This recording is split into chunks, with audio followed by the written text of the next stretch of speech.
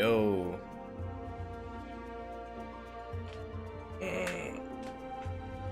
I have raid night tonight, but Endwalker is actual crack cocaine, so I'm starting early, so I can actually get some game in. I wanted to start a bit earlier, but I took a little time to enjoy myself after the shower. I was listening to some NPR Tiny Desks. I'm not gonna lie. I took the shower.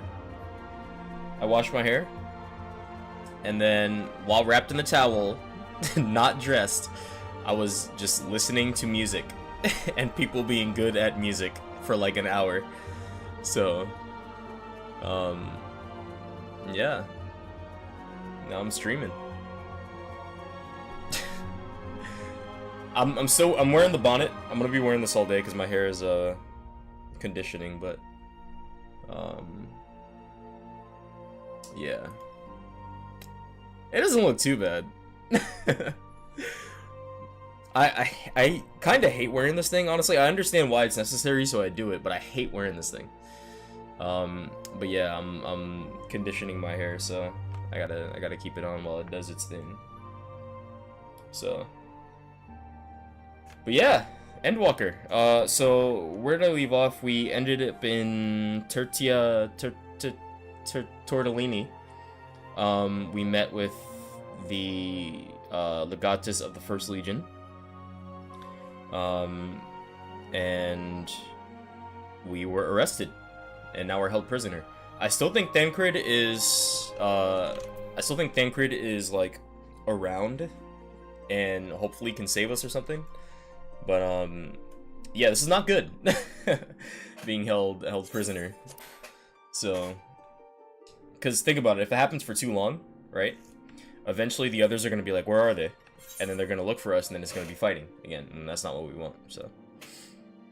And maybe, you know what, if Thancred is actually, you know, monitoring us, maybe he'll actually think that and try to free us, and it won't go well. Let's hope it does, though. Like I said, nobody... Alright, we've already lost 2 people, but nobody else dies, okay? Nobody else dies.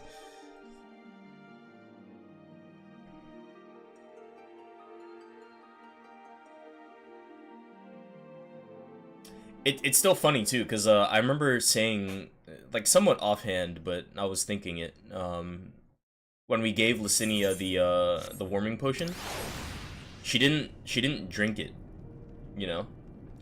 She just took it and was like, thank you, I'll save it for later. She didn't trust us. You know?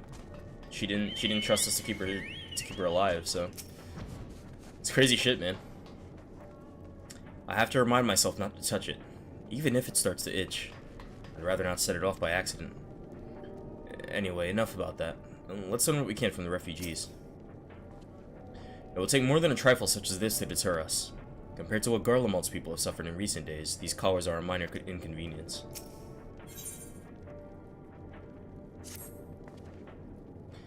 As per Lord Quintus... Is it Quintus or Quintus? I'm gonna say Quintus or Quintus. As per Lord Quintus's instructions, I am to supervise you during your time here in Tertium. Tertium, there you go, not Tortellini. Before you ask, no, I don't have a key or any other means to remove your collars, nor would I tell you if I did. And if you try anything, you'll soon wish you hadn't. So do you truly intend to speak with the others, or was that merely a ruse? We're in no hurry to disobey Lord Quintus, if that's what you mean. Or perhaps you doubt the wisdom of his decision. Gosh, I can't speak right now. Do as you will. But remember, I'll be watching. If I catch wind of you doing anything untoward, trying to trick our people into turning their coats and the like, those shock collars will be the least of your worries. Understood? Though we're somewhat compromised, and to put it lightly, let's not waste this opportunity. I suggest splitting up and learning what we can of the situation. And above all else, don't use any magics of any sort. Man, I'll use whatever the fuck I want! You, on the other hand, may go wheresoever you wish, even outside the camp. I know full well I couldn't stop you if I tried. But do not forget, if you do anything to endanger us or our interests, Alphino and Alizé will pay the price. So I could have left this entire time. I was thinking genuinely, like, I couldn't leave the camp. And I wanted to do Fates earlier today. It's you! Hayes Nada! I served under Lord Gaius in the 14th Legion. I was there on the night the Praetorium fell. You and your adventurers... You killed them. My comrades, my friends. Swept them aside in their dozens, as though they were nothing to you. And maybe I am too. Just another faceless enemy to be cut down. But it won't be long until our countrymen return. Until you get what you deserve. Mark my words. Jesus, man.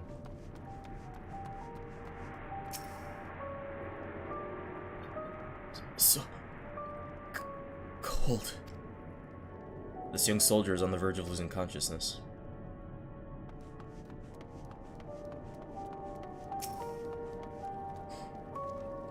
You came with Julius, didn't you? Whatever business brought you here, you'd best keep your hands off that aetherite. It's deactivated, but I'd rather you didn't mess about with it. There are others throughout the city, built by Garleans, for Garleans. You could teleport all over in the blink of an eye, provided there was a terminal nearby. These days, however, we use the aetherite's power to keep this place lit. And it comes at the cost of its normal function. So you guys can use ether? Wait, that doesn't make sense. that makes no fucking sense. It looks like it's plugged into something. Alright, so maybe it runs on ceruleum, right? Hold on, let me see what it's plugged into. This very tiny generator. Alright, so it's a ceruleum aetherite. It's not real.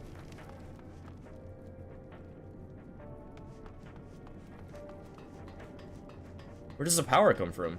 Is the power literally just from these tiny ass boxes? It looks so, cause... Oh, I see what they're doing. They're using the train's ceruleum stores to power it. So, oh, okay, that makes sense. So they're using, yeah, this is the train's like engine or battery or whatever fuel source, and they have everything else plugged into that. Gotcha.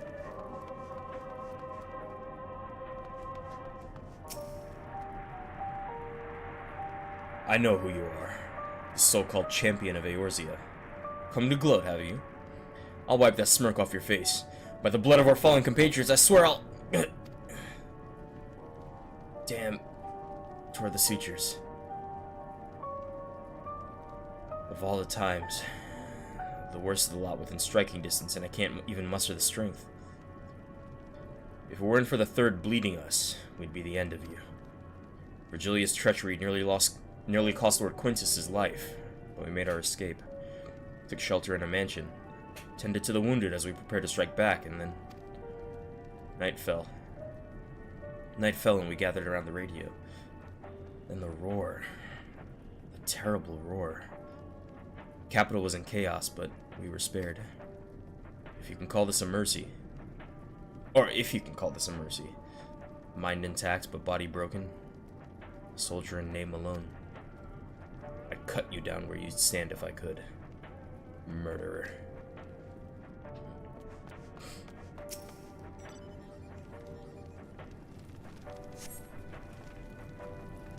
This radio is the same model as the one used at Victor's spoils. Perhaps it is what saved the soldiers here from being tempered.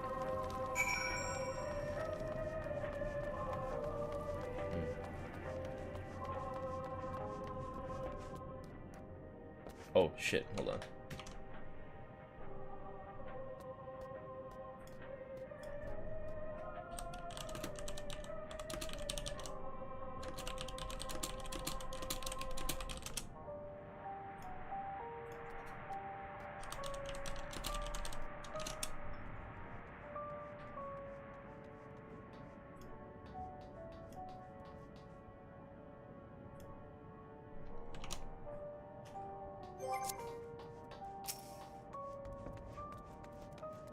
Did you learn anything of note?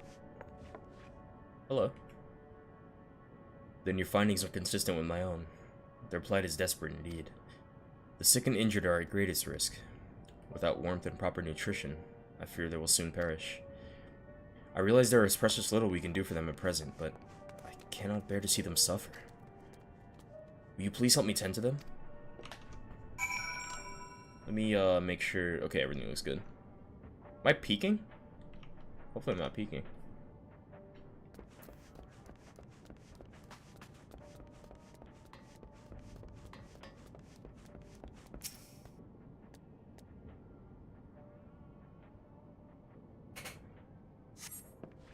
Who's there? My eyes, I can't see all that well. Thank you. The numbness has subsided a little. But I know I won't last much longer. You should look to the others who can still fight. Give them my ration. If me going hungry means someone else lives to see another day, so be it. At least I can still serve in that way. Jesus, man.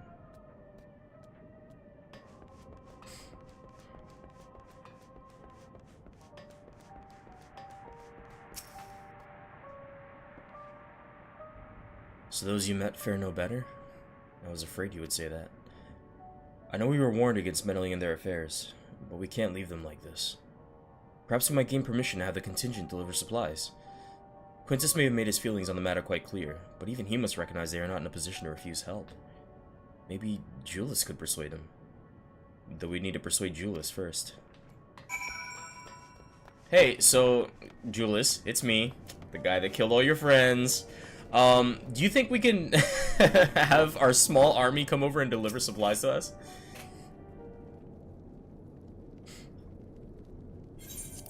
Well, seen enough?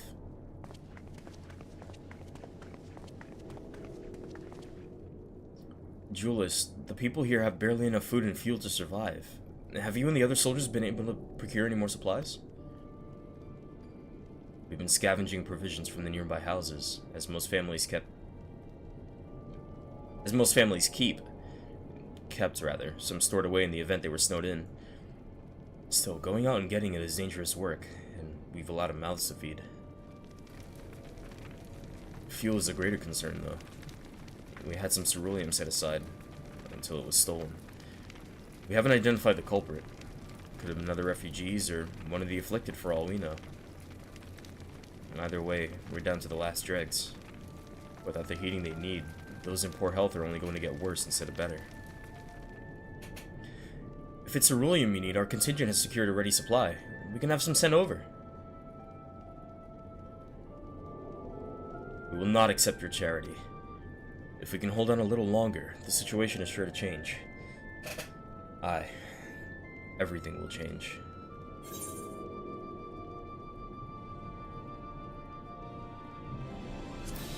One of your comrades mentioned that. Heard something of it, have you? Well, from what I've seen, there's little you could do to interfere, so there's no harm in telling you. One of our scouts spotted a hooded man issuing instructions to the afflicted, or, in the bastard's words, loyal servants of the Telepharoi. Then he made his way inside the Imperial Palace, or what stands in its place. We identified the seat of the enemy's power, we realized. Let me turn down the music. I'm getting, like, sopranoed. We identified the seat of the enemy's power, we realized. Not for you guys, just in my ears. Lord Quintus dispatched a messenger to the 10th Legion saying as much, and instructing them to join forces with the provincial legions to prepare for a combined assault on the Telepharoi.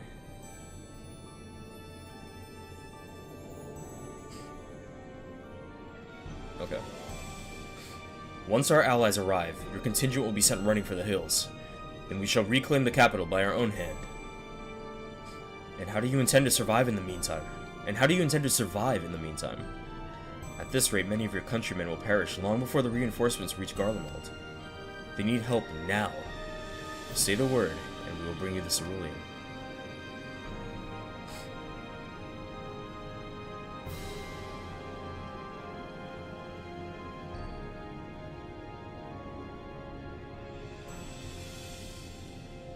I will speak with Lord Quintus.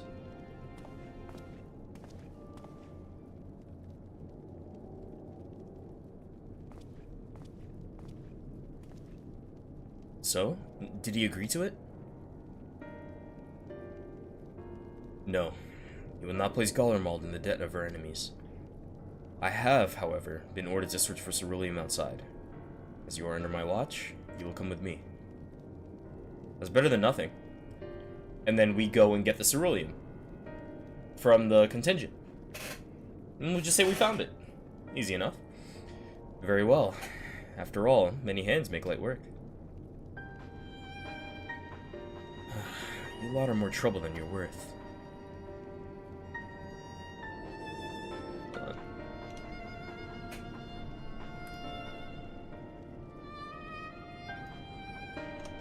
Once we are outside, you will follow my instructions to the letter. Depart shortly.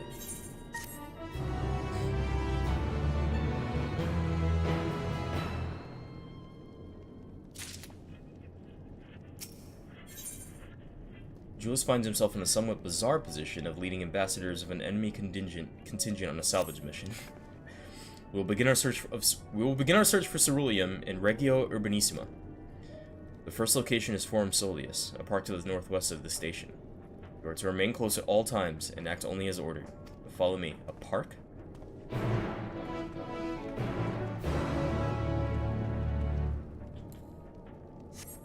Did anybody just, like, willingly play in the park? Like, in the tundra? Like, this is a tundra that we're in, right? Like, it's cold as fuck here. Honestly, it's probably worse than a tundra. I think it's just straight up the Arctic. That the Garleans have been forced to live in all this time. I guess it's a tundra. There are trees.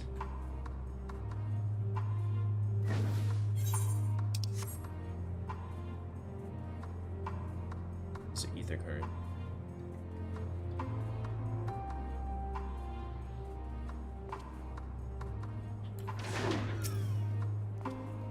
This is the place. To think this macabre graveyard for War Machina was once a park.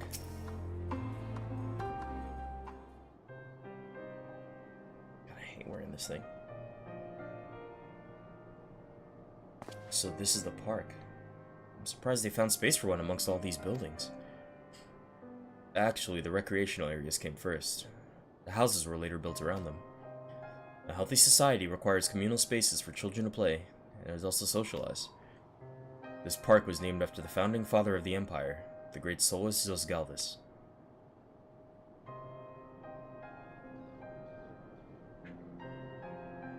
Did we come to extract ceruleum from the wrecked Magitech armor? No, we've already drained it dry. Same goes for the rest of the Machina in the vicinity. But, as our ceruleum has been stolen, we must scour the city for every last drop. While I don't expect to find anything here, I've decided to try one more time, in case something has been overlooked. I see. Then with your permission, we will commence the search.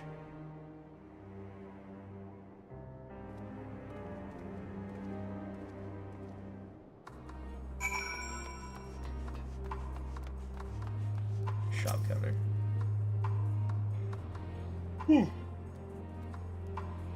Oh, I'm sorry. Though rather small by Garlean standards, the structure is reminiscent of a merchant stall. Perhaps it was built for children to play at shopkeeper. There was nothing inside resembling Magitech or any other devices that would be fueled by ceruleum.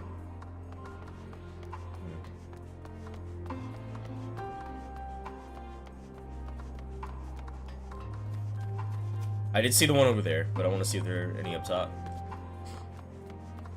There are.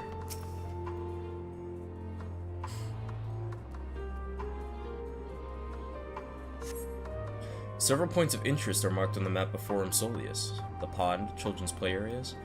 To your knowledge, however, none will require the use of ceruleum. Huh. So there's a pond. So I'm right here. There's a pond right across. No. Is it backwards? It's backwards. There's the pond. And there's the play area.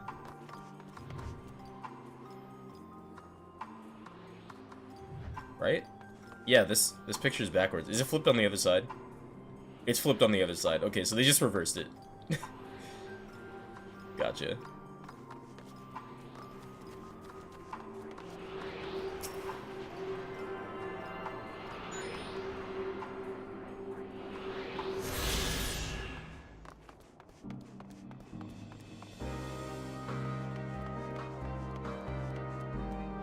Jeez, man.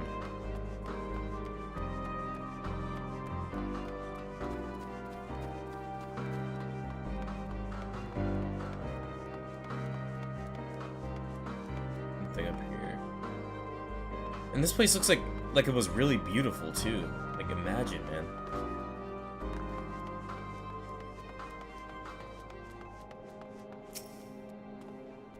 I don't imagine there would be much need for Magitech in a park of all places, but then again, I wasn't raised in Gardenwald. They may have uses for ceruleum that I've yet to consider. Maybe heating up the pond, if I had to guess.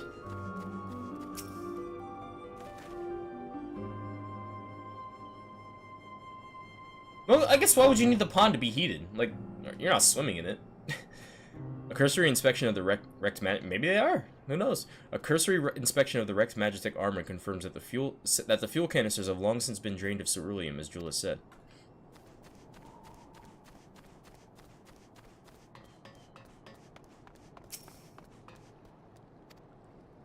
Julius ignores you as he stares at the water in silence, as if searching for something he knows has gone and will never return. Happiness.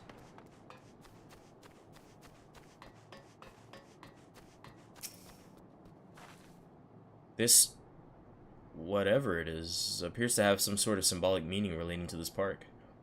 Even though this place is named after Solus, it doesn't seem to be a statue of him. Well, at least not anymore. Maybe it was once a fountain, or somewhere the man himself used to sit. Not that it would matter, even if we knew, but I can't help wondering. No, I'm curious now.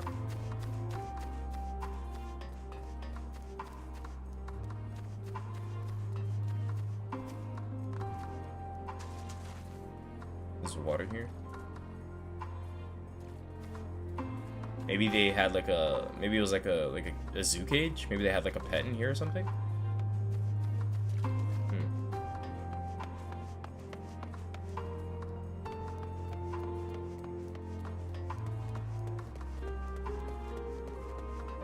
Let me grab this first. It was in this square that Emperor Solus inspected his troops before embarking upon his second campaign into the Far East. The Imperial legions were ultimately successful in their subjugation of the Kingdom of Dalmasca, and officials celebrated the grand victory by transforming the parade ground into a commemorative public park. Oh, okay.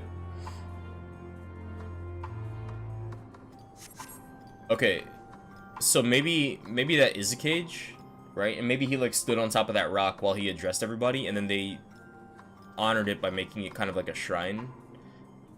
And so they just put a cage around it and kind of said, you know, this is where Emperor Solus stood when he commanded the legion. You know what I mean? Like one of those. And yes, I did try to slide down the slide. It did not work.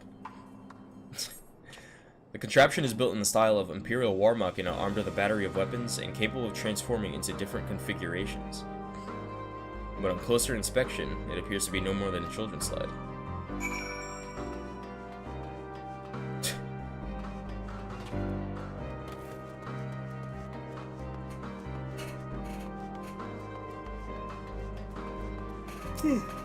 Oh, hard. I'm so sorry.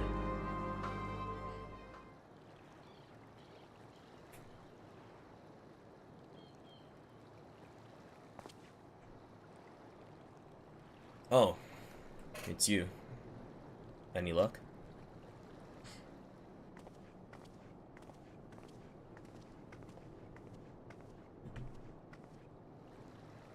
There's no sign of any ceruleum. Hardly surprising, but disappointing nonetheless. I couldn't help noticing you gazing at the pond. Is something the matter? What? Yes. I mean, no. It's just I used to bring my brother and sister here to play. The pond was heated! Whoa! Ah! Ah! The pond was heated to stop it from freezing over. So like all the other children, they just had to wade in and splash about. Would have stayed there if I didn't drag them out. We'd be sopping wet when all was said and done. Every time. And every time when we get home, Mother would scold us, saying we'd catch our death walking around like that. The pond was heated. The cerulean-powered heater, by chance? I suppose it must have been. Come to think of it, I remember seeing engineers changing out a tank beneath a hatch. But, I mean, that was a long time ago, when the water still flowed clear and wasn't this brackish muck. We can't see a thing. I can't remember where the hatch might be. With the machinery most likely broken, the amount of filth in there is probably the only reason it hasn't frozen over. I'd wager it's still unbearably cold, though.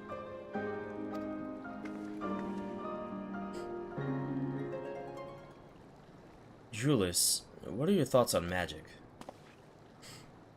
The average Garlean would jump out of their skin if they saw it, but the first has a few foreign signiferi and medici, so it doesn't scare me. Then I take it you won't mind if I employ a little now.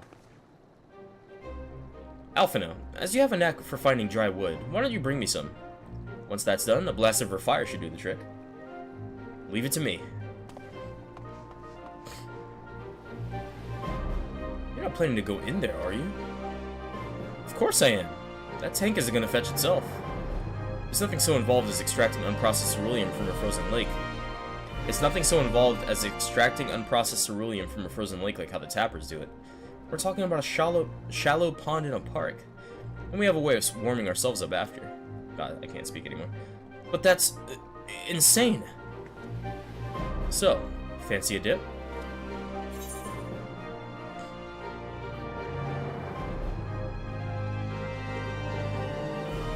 Little friendly competition. Last one to find a ceruleum tank is a rotten egg. Though I dare say we'll both smell like rotten eggs when this is over.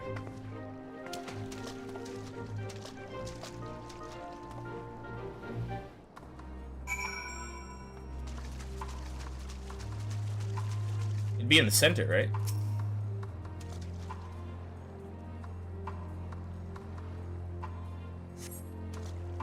You delve into the murky water but come up empty-handed. To add injury to insult, the icy wind on your damp clothing chills you to the bone. Aw, fuck.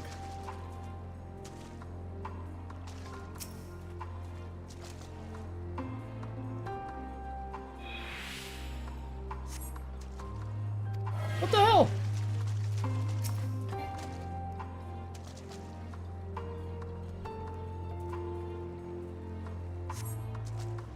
Beneath the water, your fingers catch on what you might think be a handle.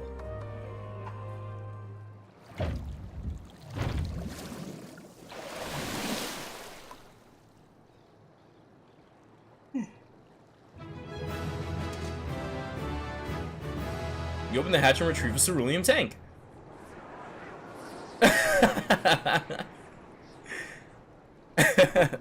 However, your grand discovery comes at great personal cost as you become acutely aware of the freezing cold and a rancid odor emanating from every ilm of your body. Julius will doubtless feel compelled to pinch his nose shut when you deliver to him your prize. That was funny. I win, Alize. Did you find anything? I hope you did. Uncovering hidden treasure is an adventurer's bread and butter, though one is not normally required to go elbow deep in ice-cold, stagnant pond water to retrieve it.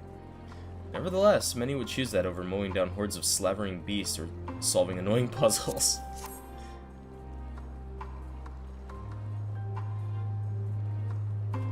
That's it! And there's still some ceruleum left.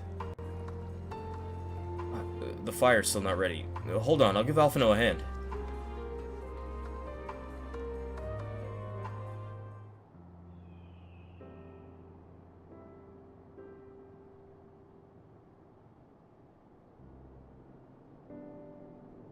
Call me an Uldan because by fire I am reborn.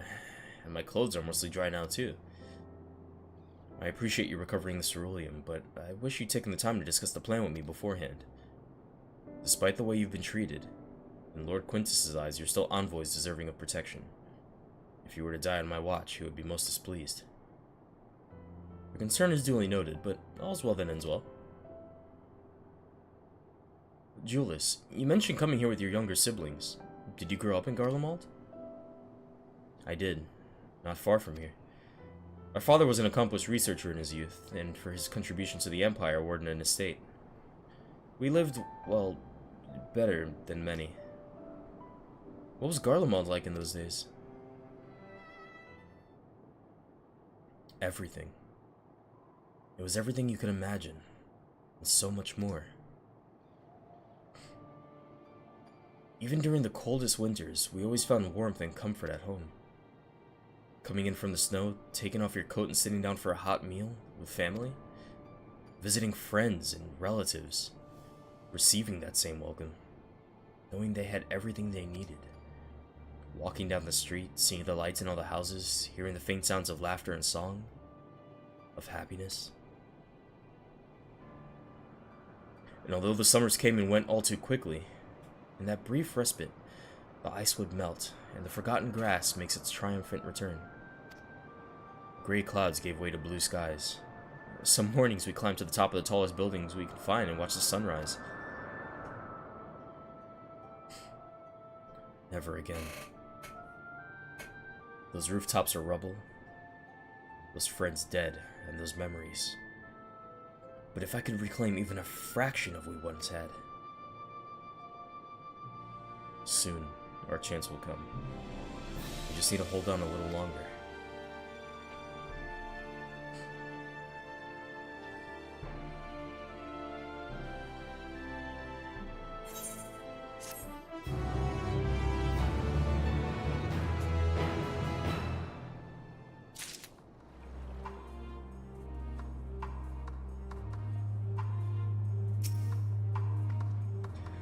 Well, at least my clothes are finally dry, though they can still do with a proper wash.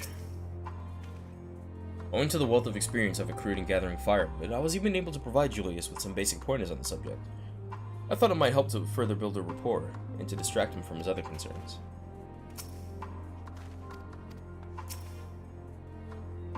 I just want to talk to Julius.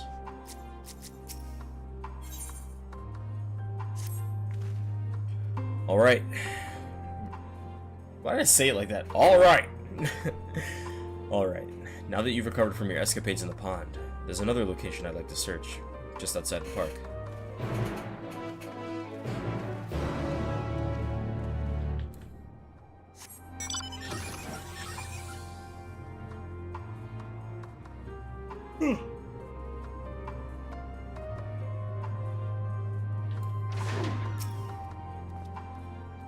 As you can see, this place is littered with the remnants of various types of war machina. When my comrades and I have already recovered the tanks from the less damaged units, those that took a more severe beating are harder to scavenge. We decided to save those for another time. That time being now. Rather than prize them apart piece by piece, it would be quicker to remove the outer casing using compact explosives. With luck, we'll gain access to the tanks without rupturing them. If the force generated by these devices is relatively weak, I would advise you stand well clear to avoid being hit by any shrapnel. Even before bothering, though, you should check the Machina ceruleum gauge to see if there is any left. It should still provide an accurate reading even when the unit itself is inactive. If the gauge is broken, I'll let you decide whether to use an explosive or not. Should you need more, come to me.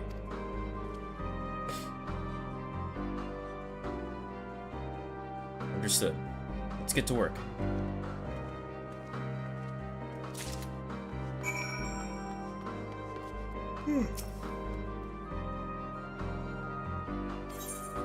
Empty.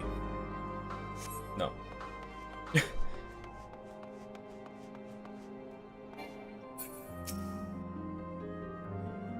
ceruleum gauge on this unit appears to have been broken, giving you no way to determine how much fuel its tank may hold. Okay. Well, why are we going for low percentage plays?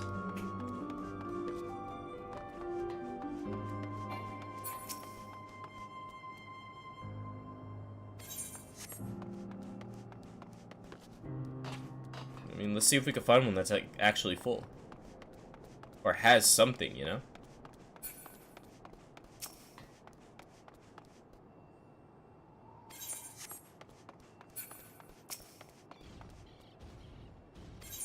And that's empty. Okay, so I'm guessing I have to hit the ones that we don't know about? Well, here goes nothing.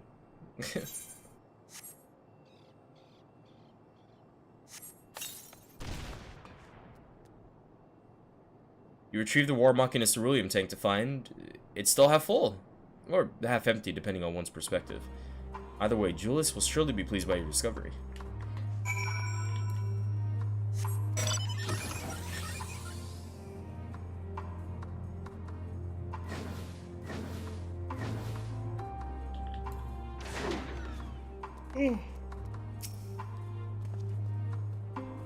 More explosives? Wait, is that what I think it is? Not only did this tank survive the attack that disabled the war machina in which it was installed, it also escaped the blast of your explosives unscathed. If medals for outstanding service were awarded to inanimate objects, this champion amongst ceruleum tanks would surely deserve one. You've done it again! Truly, luck is on your side. With this, we should be able to refuel quite a few of our heaters. It's time we headed back. Wait here while I go and see how Alize and Alphino are faring.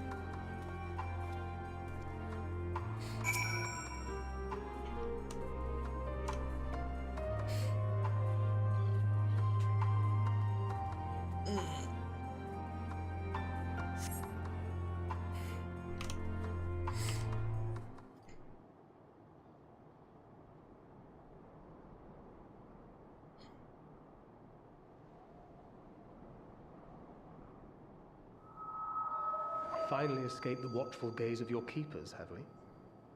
Let's go, I knew it. Link Pearl? Don't react. You'll only draw attention to yourself. Just carry on as you are and listen. After you left with the Garlean lad, Lucia bade a few of us scouts follow you at a discreet distance. We observed you being led into the station, but decided against venturing inside. Good call. When you emerged sometime later, and we saw that the twins were sporting Magitech collars, it was clear what had taken place. Now, as quietly as you can, tell me everything.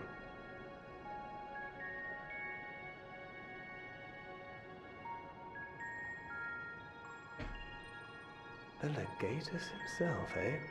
Now there's a surprise. This is also the first I've heard of a plan to join forces with the 10th and storm the Tower of Babel. An interesting development, and perhaps the opportunity we've been waiting for.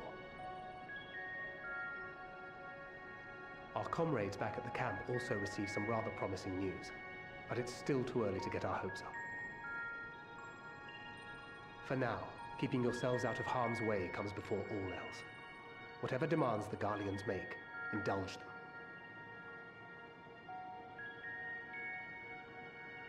With luck, this will all be over soon. Until then.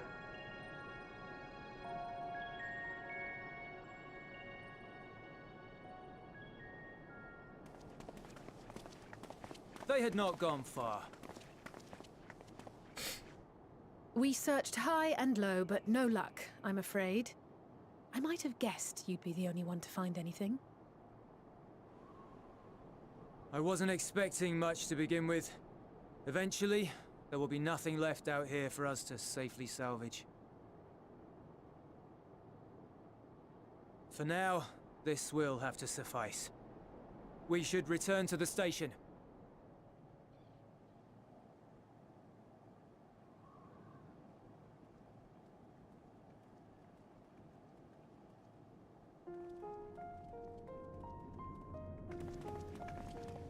Ah, there you are. Heard you'd gone hunting for ceruleum above ground. The same voice actor? Brought back a king's ransom? Hardly. But thanks to these three, we have enough to last a little while longer. Well, well. It's not at all what I was expecting, these ones. For savages, they seem positively docile. What'd you call me?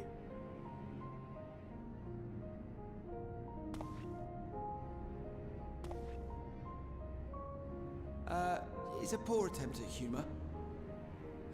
In all honesty, I'm grateful for your efforts. But even with another night of warmth, there are those among us who may not live to see the morrow.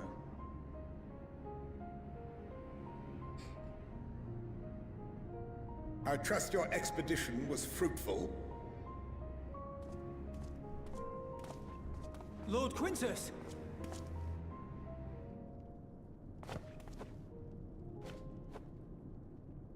Use what you procured to refuel the armor.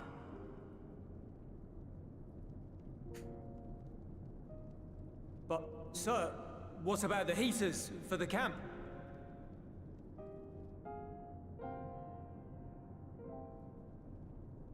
The time for action is upon us.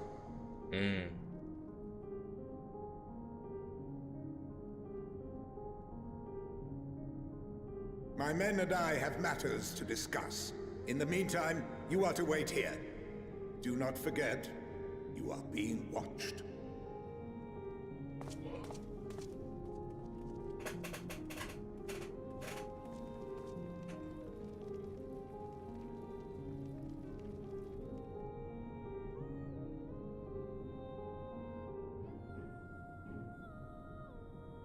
The time for action. What did he mean by that?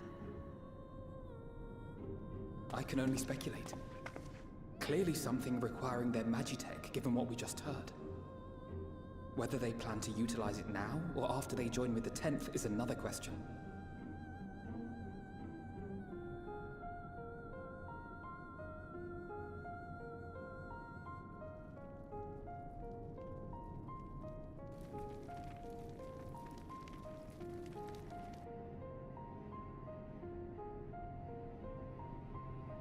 Will they ever escape this cold? Return to and reclaim the idyllic spaces of which Euless spoke? Euless? Okay, my fault, my fault.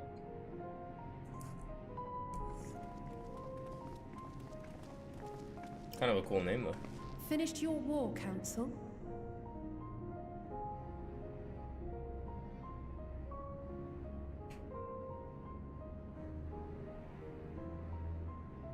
Alphino and Alizé are to stay here as our prisoners. They will be released once your comrades have relinquished their supplies and withdrawn from Garlean soil. Why? Until our terms are met, they will be detained at a separate location.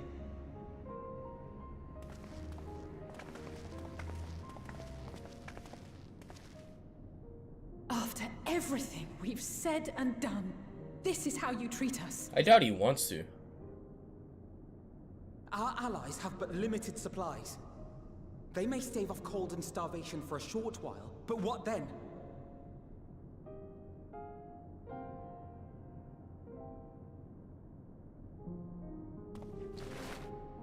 Oh, shit.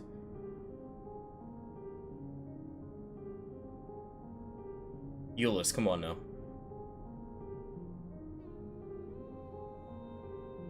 For now, keeping yourselves out of harm's way comes before all else. Whatever demands the Garleans make, indulge them.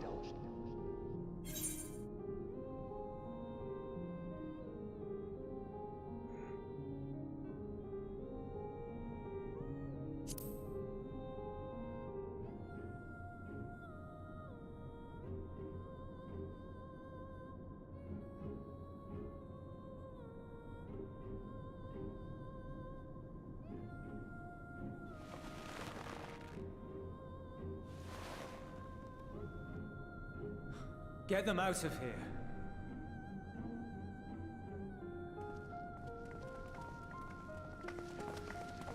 So what happens now? Are we fighting? We have to rescue them. Like, this isn't even like a, you know, we're trying to help you situation. You have our friends, 2 children no less, kidnapped. We have to rescue them, no matter what happens. I don't want to hurt you guys, but, you know, blame Quintus. Alphino and Alizé will be fine, providing they do not resist.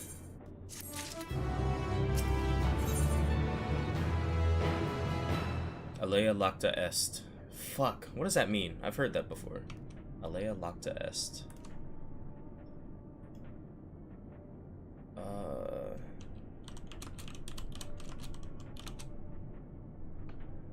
The die is cast.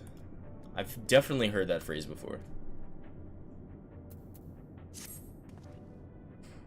You will accompany me back to your camp where I will meet you with your leader and present Lord Quintus's demands. Okay, so, okay, we can negotiate. We can talk.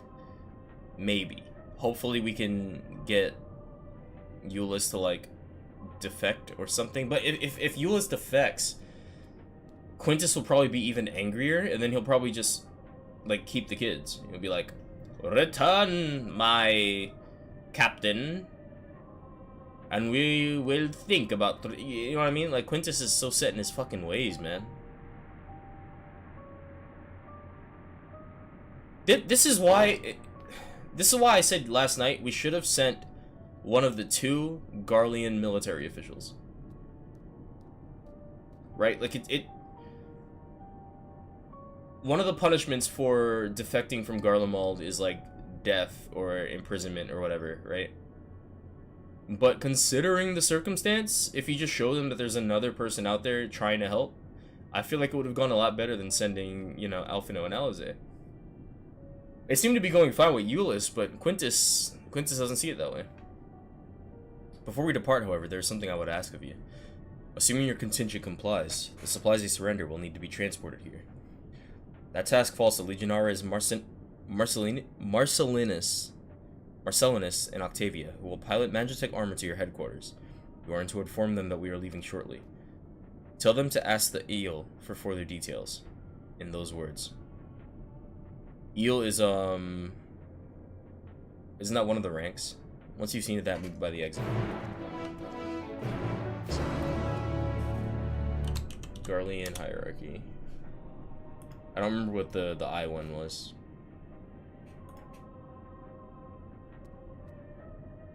I is... Yep, I is Eel, Dictator. A temporary leader appointed only in times of emergency. Princeps Senatus, leader of the Senate. So both of those... So Dictator and Princeps Senatus both carry the title of Eel. So tell them to ask the Dictator?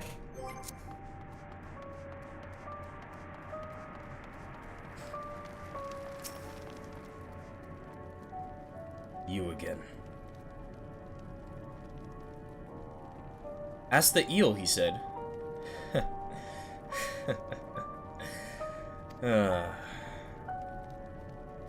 So, that's to be the way of it. After all this.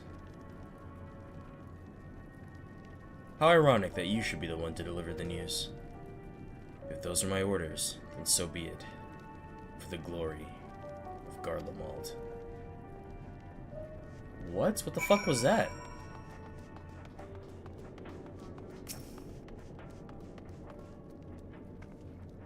What do you want with me? Ask the Eel. So Lord Quintus has reached a decision.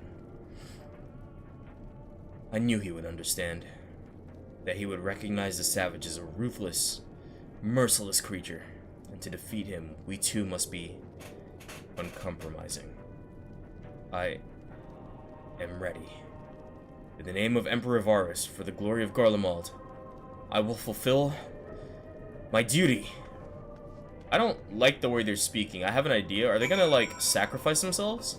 What the fuck is happening right now?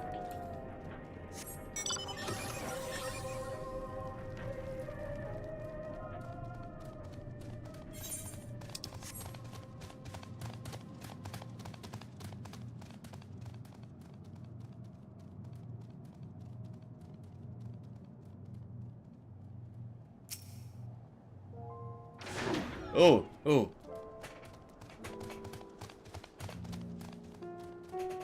Every time. Have you done as instructed? Oh, that shirt's pretty cool. What shirt is this? It's probably from Island Sanctuary. That's pretty cool. Their duties involve more than the transportation of supplies, don't they? Yep, that's exactly what I want to say. Duty is rarely a simple thing. We have been given additional orders, though whether we will be required to follow them depends entirely on your contingent. You and I are in this together now. Like it or not, we have to cooperate. There is one other matter. A place I'd like to visit on the way to your camp. It's a short walk from here. Now follow me.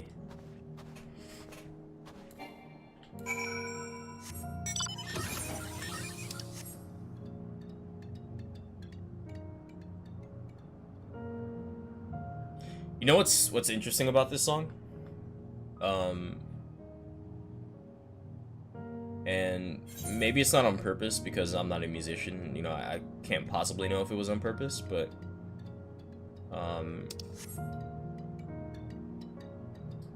this part of the song specifically sounds like the one of the main bits of Tomorrow and Tomorrow from Shadowbringers. You know, the da da da da da da right before she says stand tall.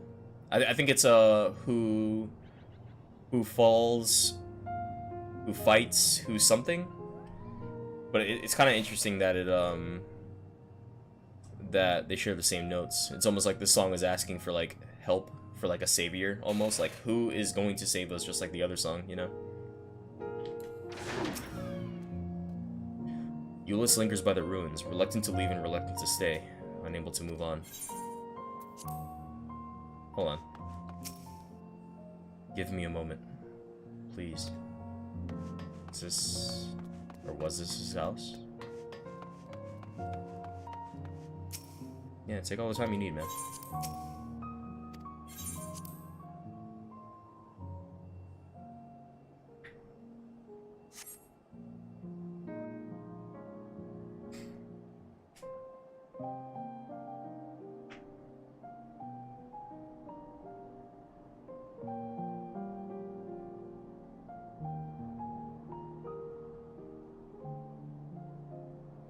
This is my home. Our home.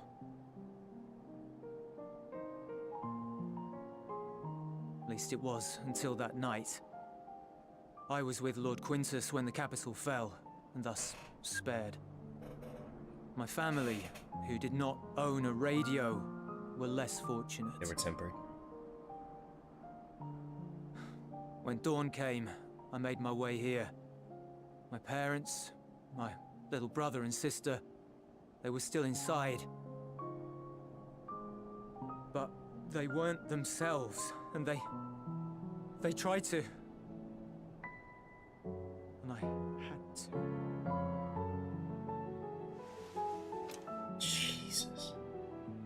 I'd promised to take them away from the capital that very morning, to somewhere safe, to hide until the fighting stopped.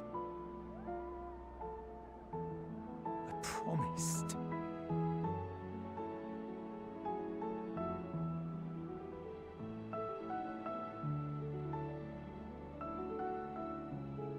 The Garlean flag bears a chain, the bonds between our countrymen. A red link at its center, the blood of the fallen. Our loved ones who lived and died for Garlemald.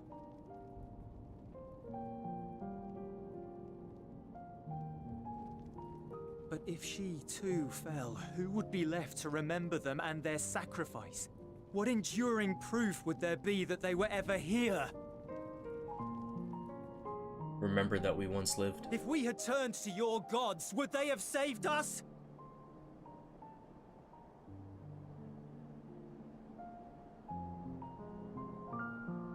I'm sorry, forget I spoke. We should go.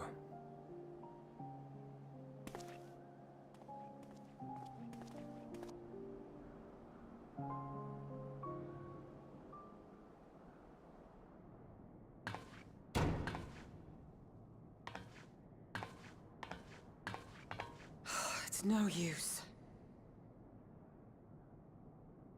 Believe me, I do not enjoy being here any more than you. But he wanted us to play along, so that is what we will do.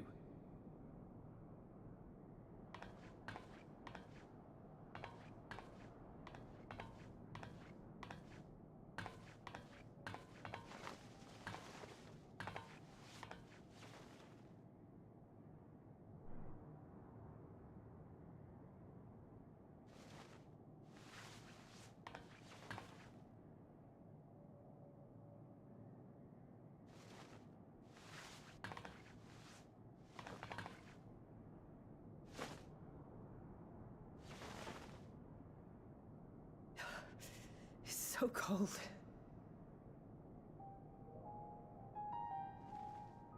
Painfully so. Unbearably.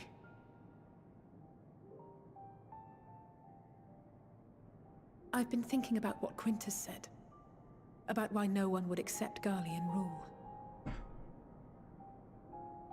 Irreconcilable differences. When coexistence isn't an option, only conquest remains.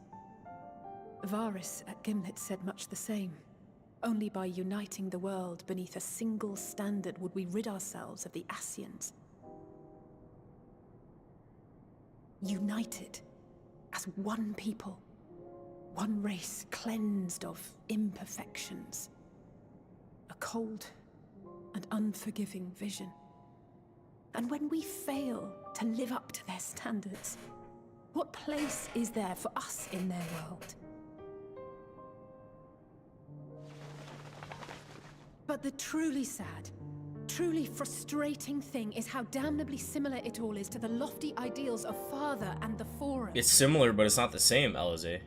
She doesn't get it yet. Non-intervention. Always non-intervention. Protect our knowledge and our people, and to hells with the rest of you. Oh, she's specifically talking about Charlene. I can see how it happened. Varys and Father looked to their elders for guidance and took their virtues as their own. But for this world was of their making. In who else could they place their trust? She's spitting right now. In a sea of chaos, searching desperately for purpose and meaning. But it shouldn't just be an extension of another's. It has to be ours. It has to be. We all have a stake in this world. No one should be silenced. Okay, she gets it now. She gets it. I won't deny that we lack the experience of people such as Father or Quintus. Perhaps they've come to see the world as a series of problems, and the most efficient way of solving them, to reduce everything to fundamental forms. A stone is a stone, a cloud, a flower, no more than that. Simple descriptions that strip the subject of distinguishing characteristics. A man is a man, divided according to race, creed, or allegiance, and to some, defined by such associations. Is that what you think? In my misbegotten youth. But what I believed wisdom was no more than aggressive ignorance. I've since learned to look beyond the banners and the politics. To see people as individuals with their own hopes and dreams. As for my dream of building a better world, well, every day I'm reminded that it is far more complex than I had ever imagined. But it only spurs me onward, to find the wisdom and the strength to see it through to the very end.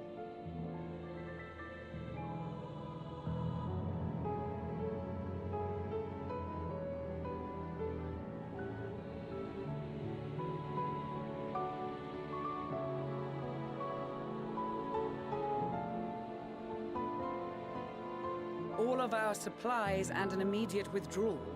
These are your conditions? Demands. And you forgot about the airship. Once again, you will leave one behind. It will be used to return the prisoners. Their collars will be removed prior to the exchange.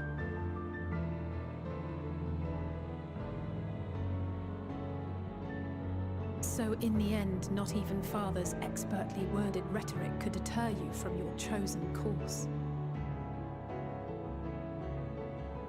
Huh? Not that I thought for a moment that it would.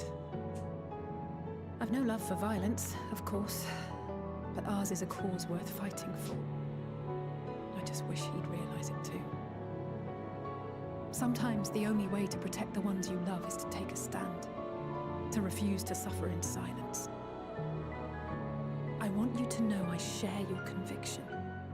Whether it be on the battlefield or in the debating chamber, I won't back down. I guess what I'm saying is...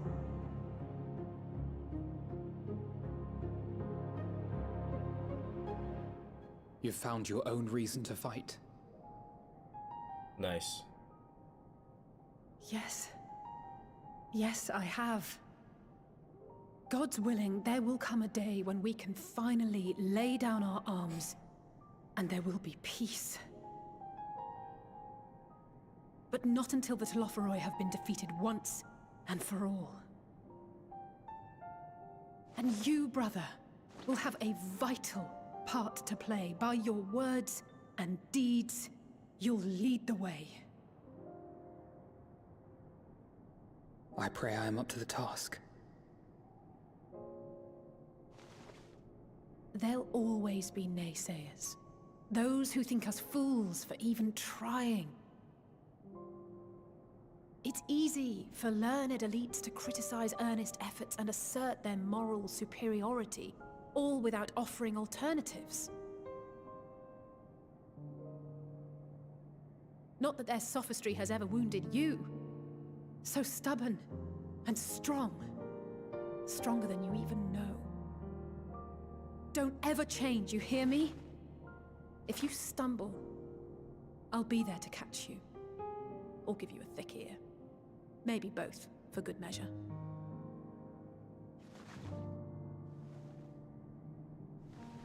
Thank you, Alice.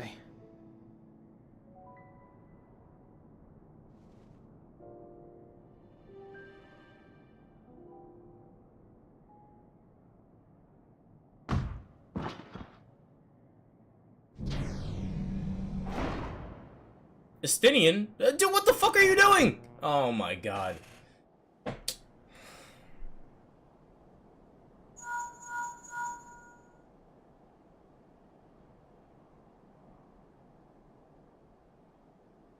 The scouts have secured Alize and Alphino.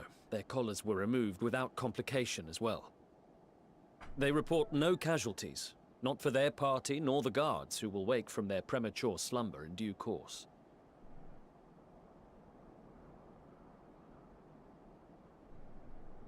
It would appear the situation has changed. Oh my god, what are we doing? I propose new terms. We have information that will be of great interest to Lord Quintus, and I wish to speak with him in person. Yeah, now?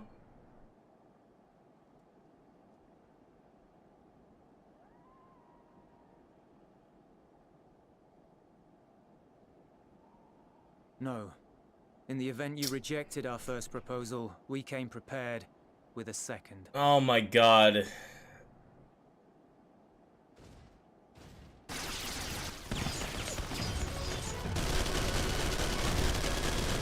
Ambush!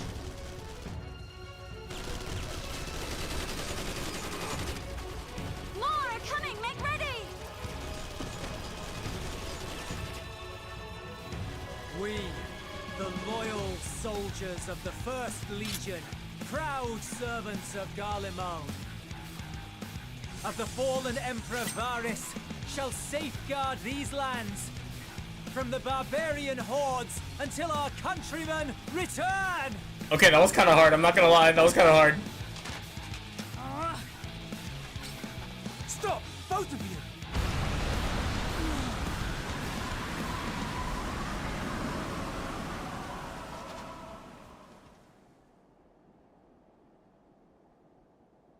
This child may be the worst emissary I have ever seen.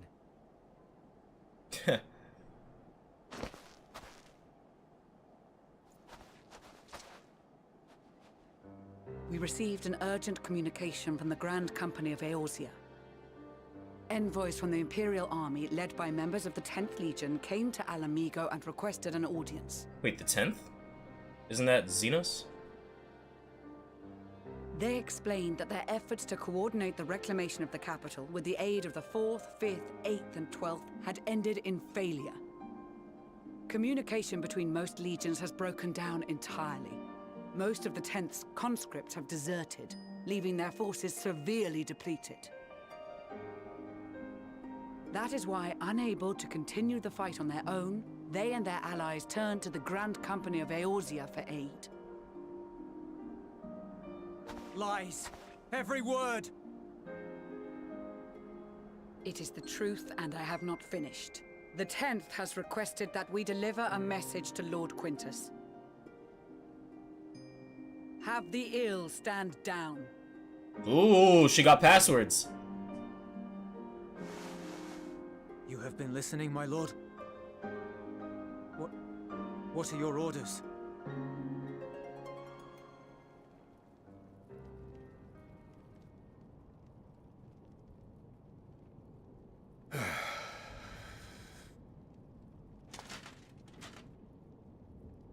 Inform her that we will honor the 10th's decision. Nice. Bereft of hope, and now dignity.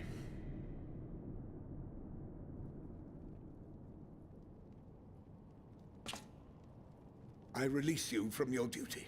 What? All of you. What do you mean?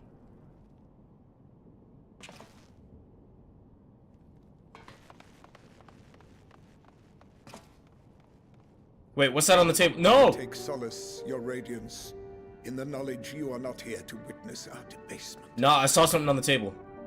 Hold on. 'Twas a grand, glorious dream we shared. Of a world united, of peace and prosperity.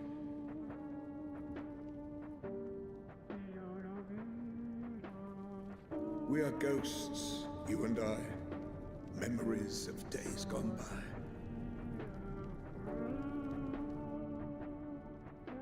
Bonds forged in blood that I will not see tarnished. Dude, it's not that serious. Fuck! I thought I was making shit up. It's not that serious.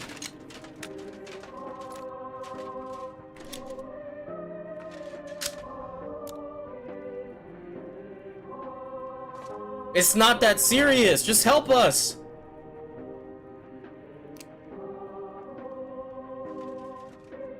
No, they won't do it. It's Final Fantasy. They won't do it.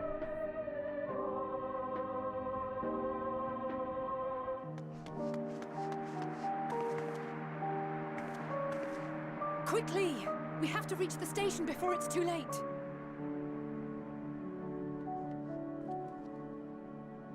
If there is still a chance that Quintus will agree to a truce, we must take it.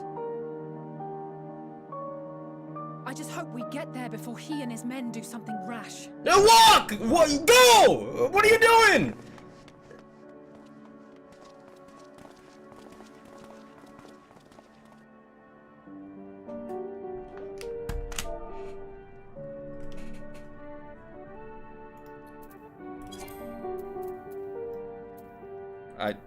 Oh my god. Fuck this shit, bro. I'm done. I'm done. I'm done. I'm done.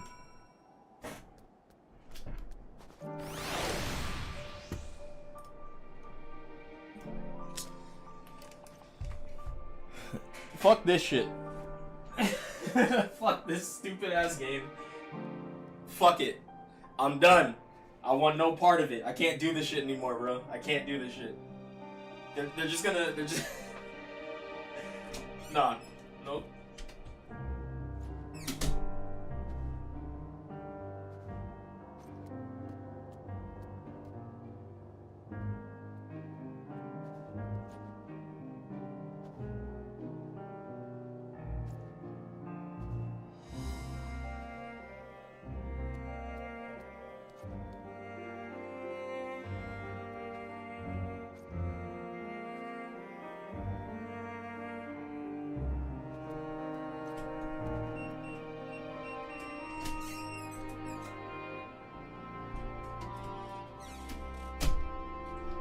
All we had to do was work together, Quintus.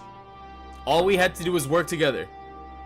Okay, I understand your dream or whatever the fuck, but like, dude, we're working to help Garlemald. You could have been there with us, fighting for your own beliefs, just on the same side as us. What does it matter? What does it matter if we're on the same side or not? You don't even have to like us. You don't even have to like us. You can literally swing a sword in the opposite direction, just on the same side of the battlefield. You don't even have to be friends with us. Don't talk to us. No, nothing. I'm so angry. Even Varus probably would have worked with us. Varus was a lot more chill.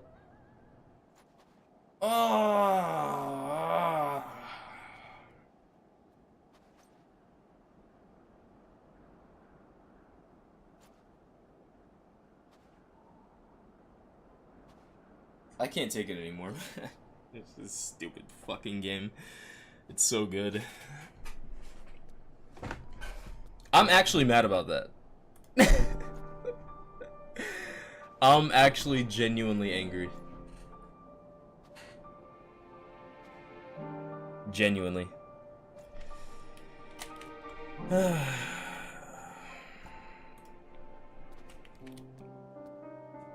me put my headphones on.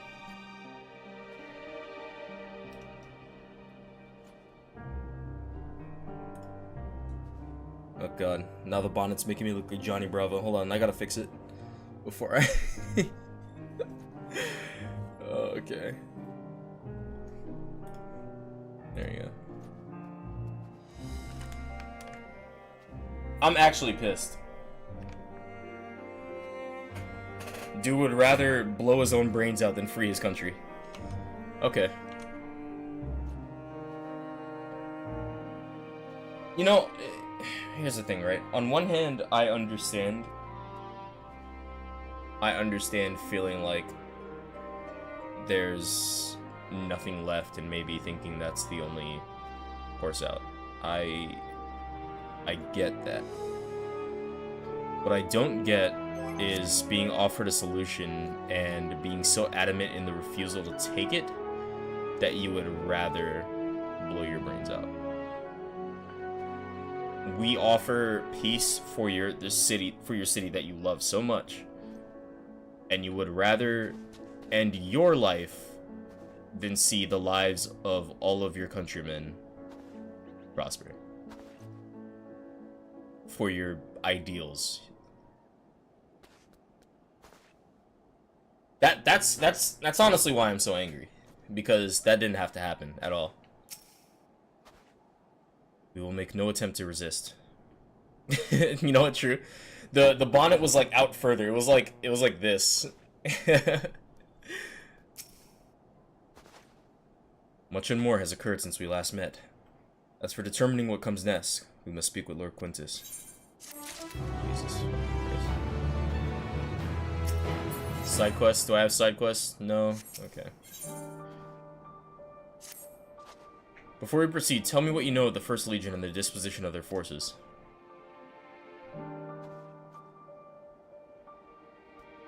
They are preparing for war while the refugees in their cave were left to go hungry. While the refugees in their care were left to go hungry. A reckless, short-sighted plan that risks the welfare of the people they are sworn to protect. Nevertheless, we cannot compel them to accept our aid. If we were to arrive in force with the intent to do so, we would only incite panic. But perhaps they can be persuaded to follow one of their own. Ah, this bonnet. It's like sliding down and like, it's trying to do this.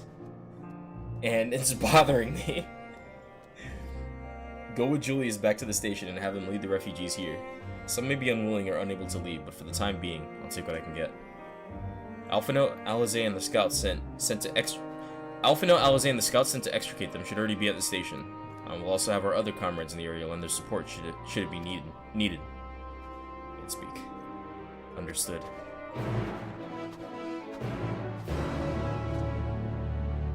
Alright, now we have side quests. Any Ether Parent quest.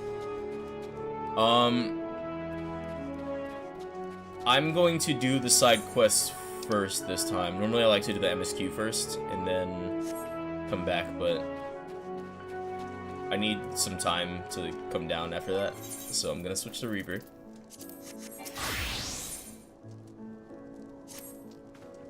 Please, a moment of your time. A friend who was sent on a reconnaissance has been gone far too long, and she's not responding to her link pearl. Will you help me look for her?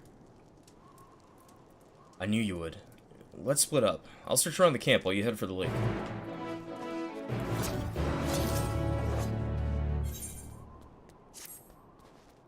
Ah, just who I was looking for. Allow me to introduce myself. I'm Rimmelno of Ishgard. I've been put in charge of our arrangement with Tapper Zen, you see. So I'm going to do the cinematic side quest, but I'm going to do it after I finish the next story quest. However, the very first of the Tappers to come bearing ceruleum has asked quite a lot of us, if I do say so.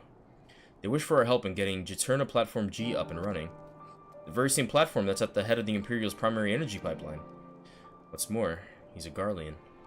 I was convinced only the engineers left in Tapper Zen were from conquered territories. Okay, I read that wrong, but I get it. In any case, I'm not qualified to judge the motives of the man. I'd feel much more at ease if I had someone of your experience helping to make the call. I thank you for your willingness to assist. Let us go and speak with the Tapper in question, then. He's a man by the name of Appius. Or Appius, probably.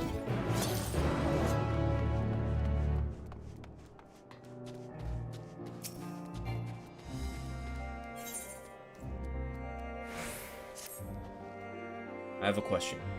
Do I look imposing? Intimidating, perhaps? Not to me. Sorry, you must think it strange I would ask such a thing. The truth is, I encountered a boy near one of the storerooms, and when I called out to him, he ran away at the sight of me. I was only trying to lend a helping hand. Later on, I learned that the place was used as a granary, so the lad was most likely searching for food. Now, thanks to me scaring him off, he probably had to go hungry. I couldn't live with myself if he starved because of me, but I feared he'd only run off if I tried to approach him. I wonder, perhaps you wouldn't mind going in my stead? Here, you might find him more easily with the telescope. May the Kami guide you. Oh yeah, I'm sure he won't be afraid of me. Not at all. You know, just haze the Grim Reaper. Alright. The closest one is over here.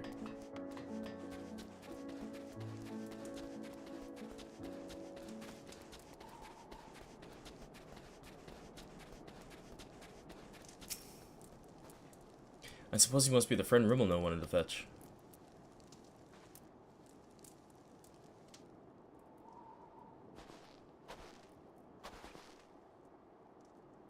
You have my thanks for getting him to agree to my proposal. Do not misunderstand. I have yet to agree to any such thing. I merely wanted someone else present during our talk. Very well. Though I do believe my preferred deal would be a boon to us and the Ilsabard contingent alike. I used to work on Juturna Platform G, you see, so I know more than most about the facility and its operation. That may be so, but your relationship to the facility notwithstanding, why should a Garlean such as yourself still be taking refuge in Tapper's Den? We've been led to believe that the former workers residing there were from other territories. You're right on the technicality. I was a supervisor rather than your typical staff. When the platform went down, it only seemed that I stayed with my crew. Right that I stayed with my crew.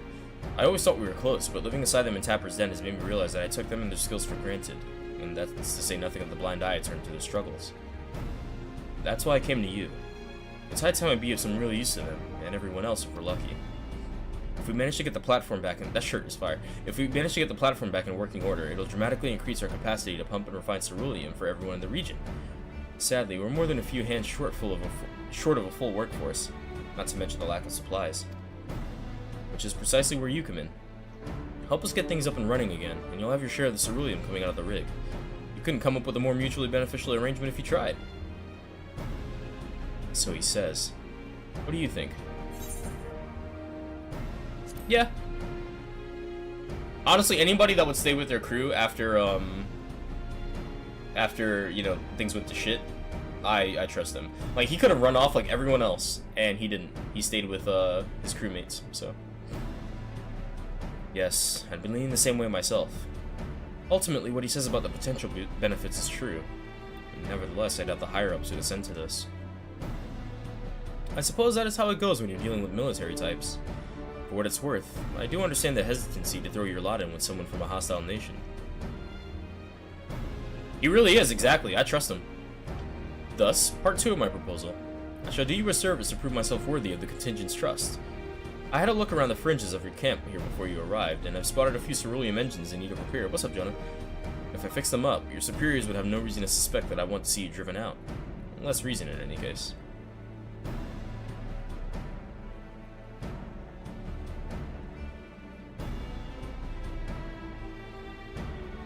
Oh, okay. Alright, gotcha. I kind of glanced over that. Assisting us with the use of local technology would go a long way. I'd imagine. That said, I've not heard anything about the cerulean engines we've scavenged breaking down. Oh yeah? How is it today? Is it pretty chill? Hopefully it's not too crazy. It is a Sunday, and it's probably nuts on the weekends, especially on Sunday. It's not as if they're entirely useless yet, but I guarantee they're not running as they should. Give me the opportunity, and I can have them working more efficiently and safely.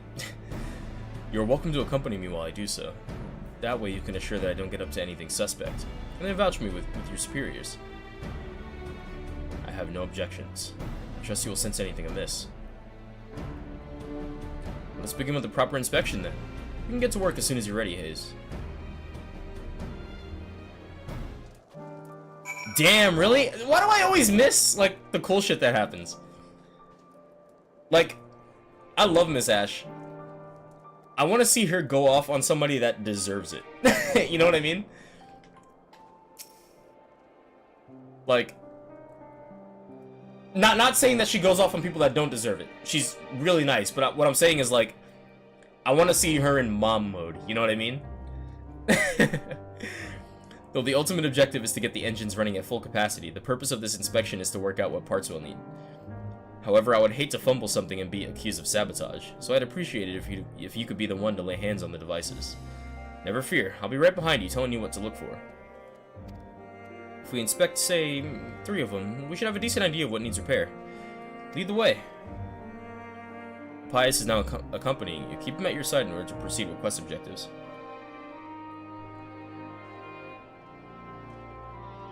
Are you fucking serious? See, you know what? You know what's crazy?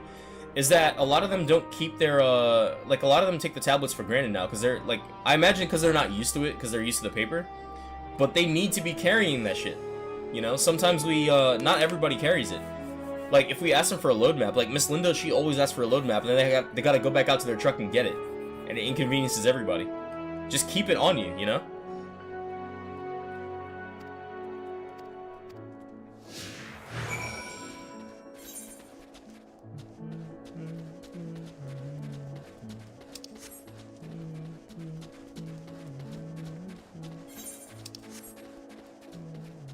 Oh, here we go.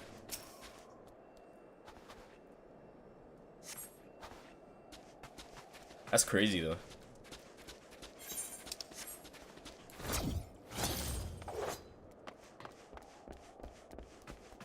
Exactly. This was not here before. I walked into this room.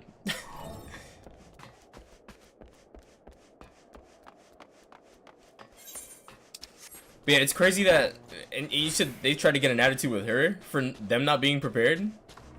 What the fuck? I would have turned the whole truck around. I would have been like, fuck it, I'm not taking it. And you can explain that to your boss.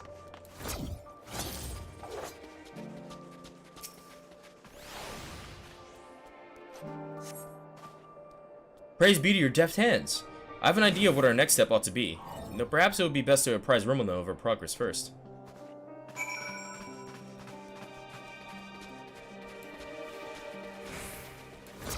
Oh, I don't want to mess with their picture. Let me go around.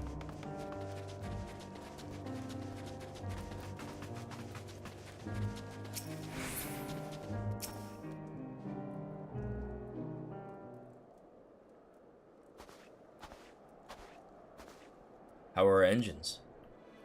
Alas, I fear that each of those we examined are guaranteed to break down sooner or later should you continue using them in their current state.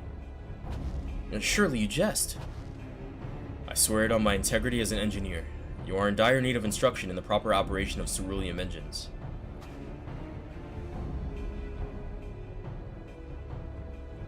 Oh, really?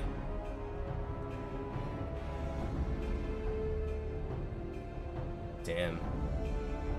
That's crazy, though. You still had a little lamp light up when you touch the switch, correct? That only illuminates when there's an issue with the engine. They were switched off for want of fuel when the settlement was abandoned, no doubt, which prevented them burning out, only to let them freeze solid instead ere your lot turned them on.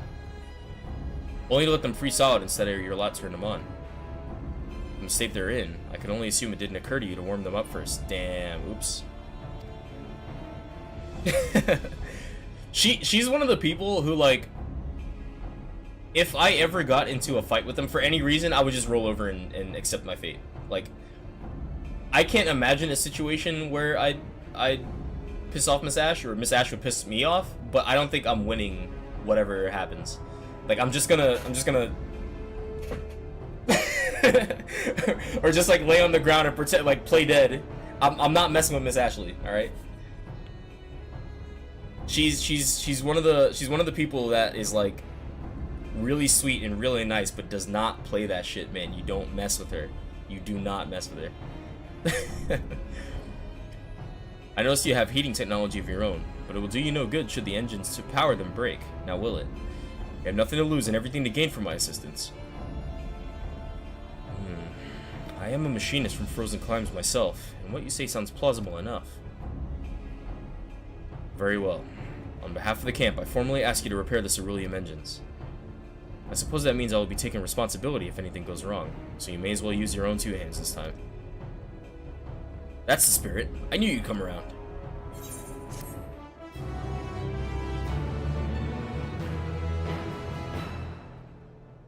Alright, so, like I said, I'm going to do the cinematic cutscenes, but I'm gonna do them, I think, after I do this, because there's kind of like a tonal imbalance going on right now. So, I'm gonna finish all the side quests, all the other ones, do the main story quest, and then I'm gonna come back and finish the cinematics. Alright.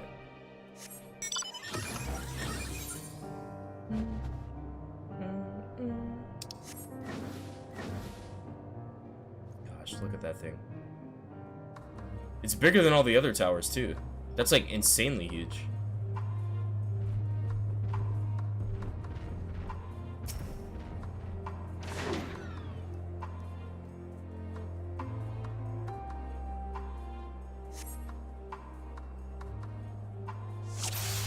Alright, so we're looking for a kid. Oh!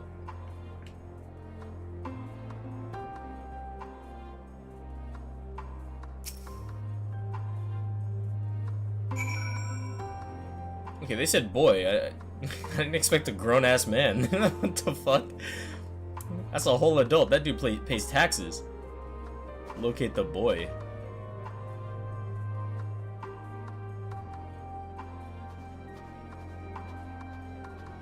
Spot the boy carrying a crate in the direction of Liminal Station 4.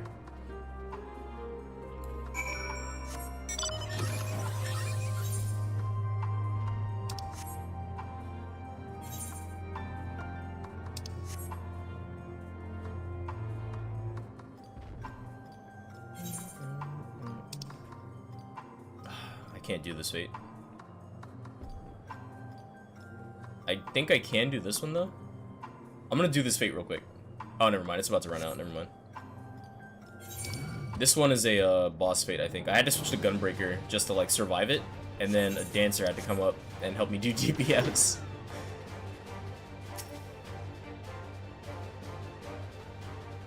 What do you want?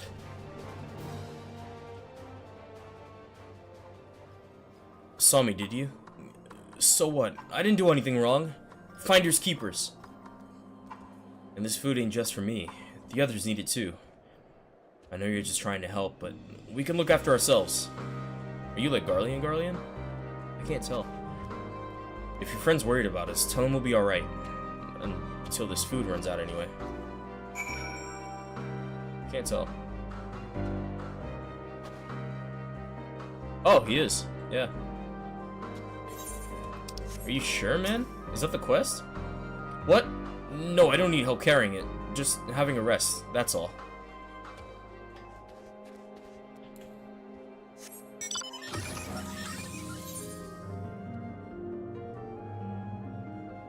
Oh, you played Gunbreaker?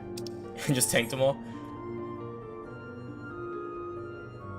Like, I wish I could do it on Reaper, but I definitely cannot. Not alone, anyway. Oh, partied up with people? You meant? Oh, peace, Jonah. Have a good one, man. See you later. Don't work too hard. Just work enough, but don't work too hard. Or work hard, but don't work to where Walmart will replace you.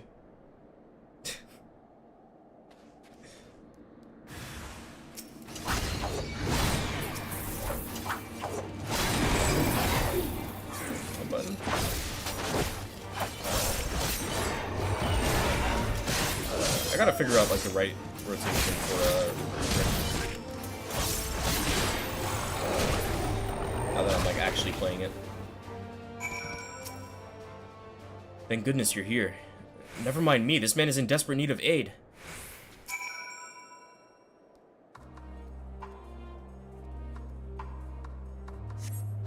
Oh, really? I might be able to solo with the Gunbreaker, but I need to gear my Gunbreaker. It's level 82 with Stormblood gear because of Bazia. You don't have to gear in Bazia. So. Ugh. I thought he could use my help, so I called out to him, but he soon bolted in fear. That's when one of these fiends appeared out of nowhere and pounced on him. Although I rushed to fend it off, it had already signaled to its packmates.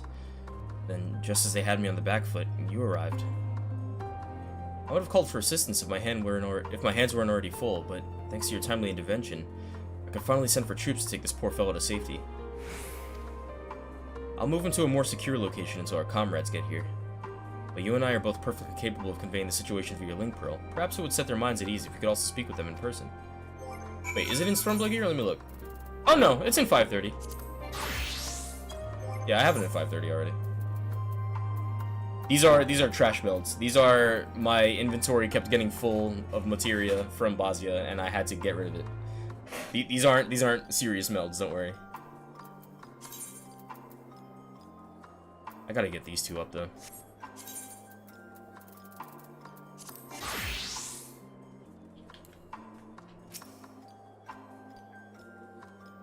Once he's caught his breath, I'll get him out of the open. I'm sure there's a good hiding place nearby. Oh wait, no, that's Alizé. Let's teleport back.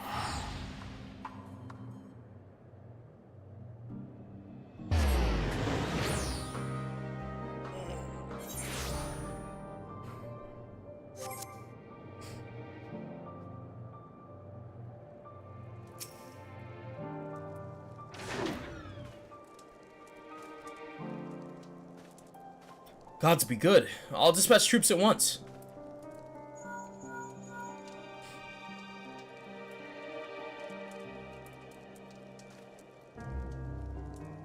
We're lucky you got there when you did. Though I wonder what drew that civilian to such a dangerous place to begin with. Perhaps he was in search of supplies. I doubt he'd find much food in that particular area, so it must have been fuel he was after. If I were him, I'd try that enormous extraction facility on the lake, but it sounds like he was hoping to get cerulean from the water itself. Seems like a tricky task at the best of times, although I expect the folks around these parts to have their methods. If so, they could probably stay holed up for months on him, providing there's enough food to go around. Well, the main thing is that he and my friend are no longer in any danger. I see now you're every bit the hero people say you are. Not that I ever doubted it. No question.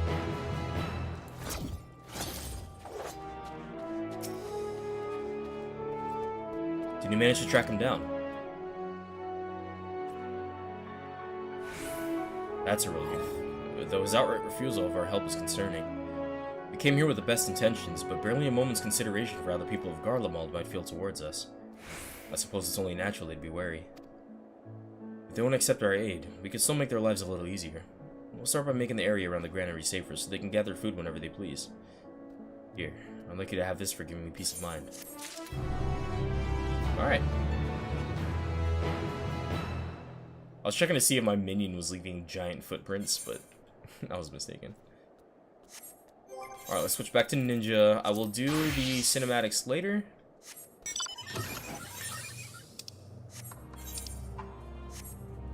Never mind, I might do that fate real quick. Oh, it's that one. Where am I at?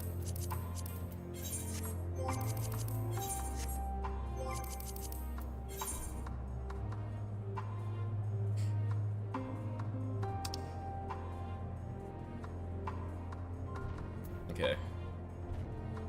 Oh, you only need 5 per in Shadowbringer or in Endwalker?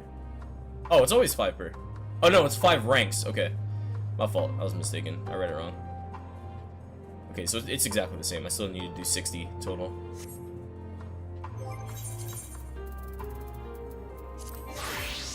Yeah, let me do a fake real quick. What did I say? Exactly the response I should have expected. Oh, fuck. Go fuck yourself. Yeah, I got you.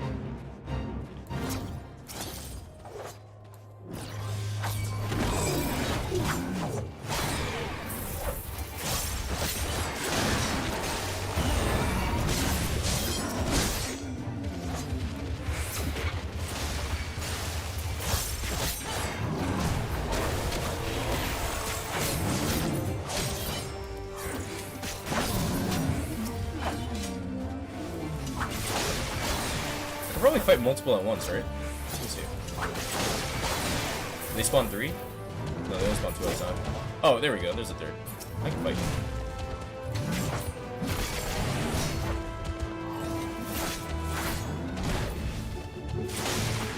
Can you guys stack, please? Thank you.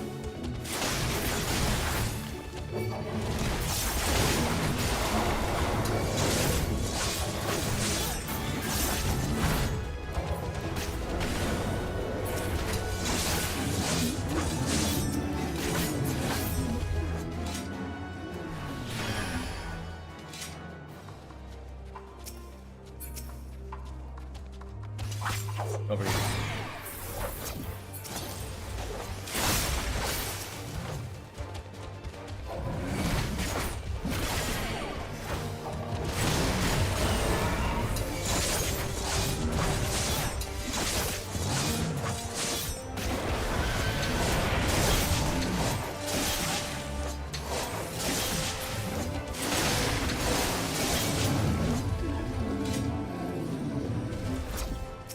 Come here, you.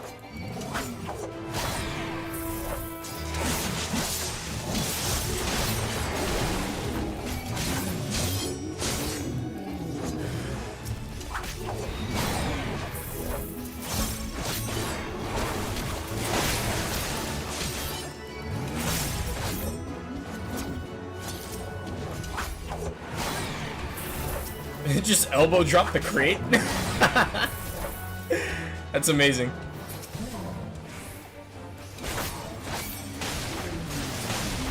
I guess we're doing them one at a time. You're not cold?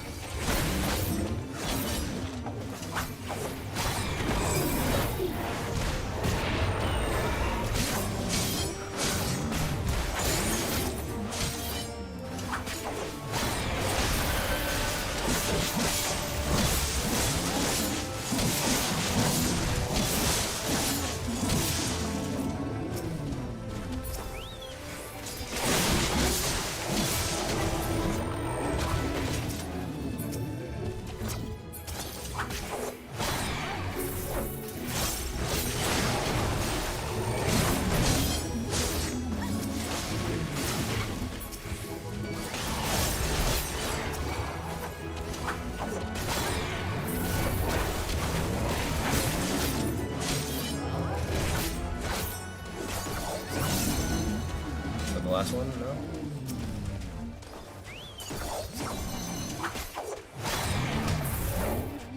Nice. There we go.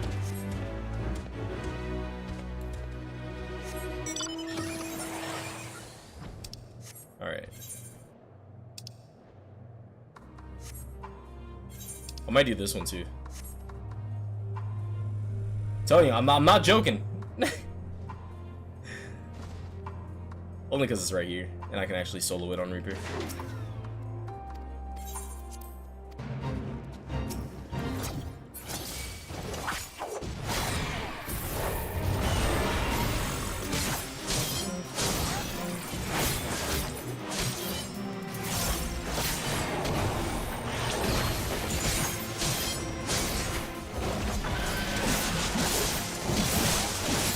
I don't think these have positioning. Okay, I thought I could solo it on Reaper. What the fuck?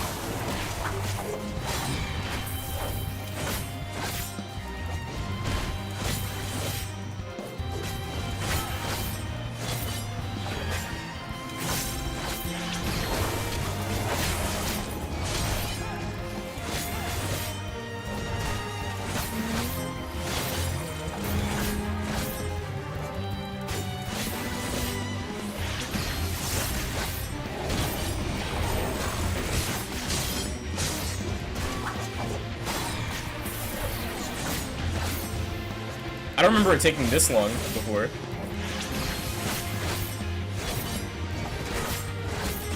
Might have to dip.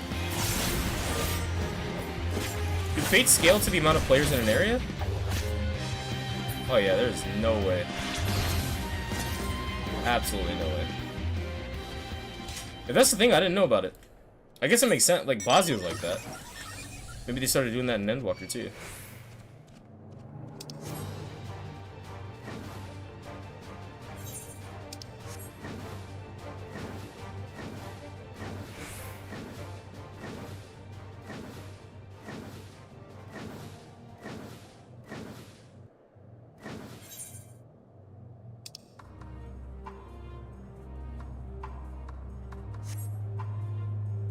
Alright, we shouldn't run into anymore, so I'm gonna switch to Ninja.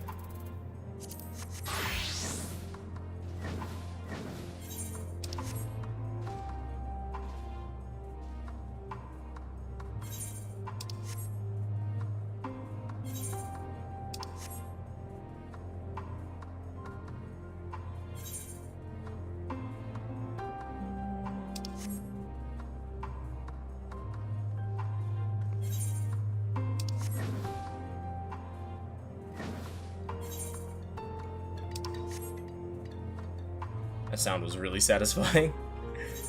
One of the slashers.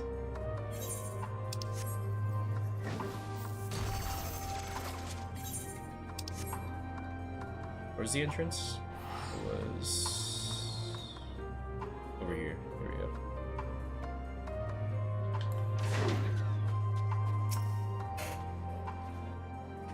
What are you doing back here? Where are Euless and the others? Oh, I did not expect you to arrive so soon. There's been a development. Perhaps you had best see for yourself. It is a comfort to see thee none the worse for thy recent ordeals. Here we go.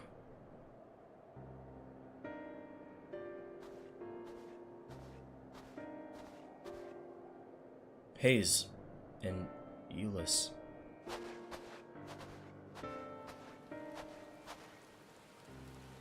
We arrived just before you did, and too late. Too late for what? What's happened?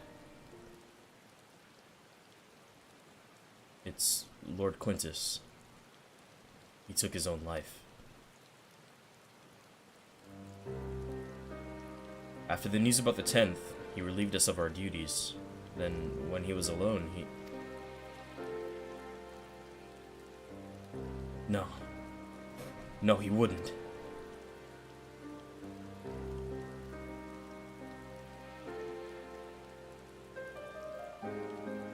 Thancred and the others, assisted by the soldiers, have seen to the remains.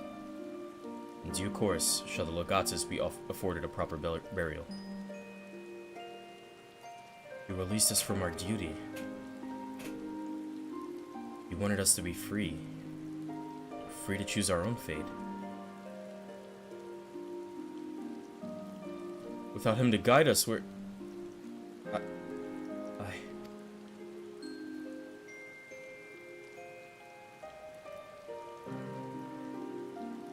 I have just this moment spoken with Lucia. We are ready to commence the transfer of the refugees here to Camp Broken Glass, should they be willing to accept our aid. Some would rather die. But most of us just want to live. Songs and standards be damned. We just want to live.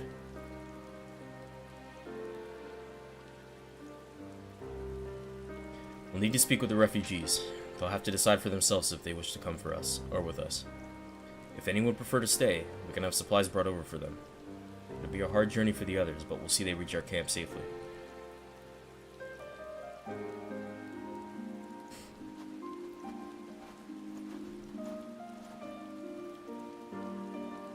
Aye.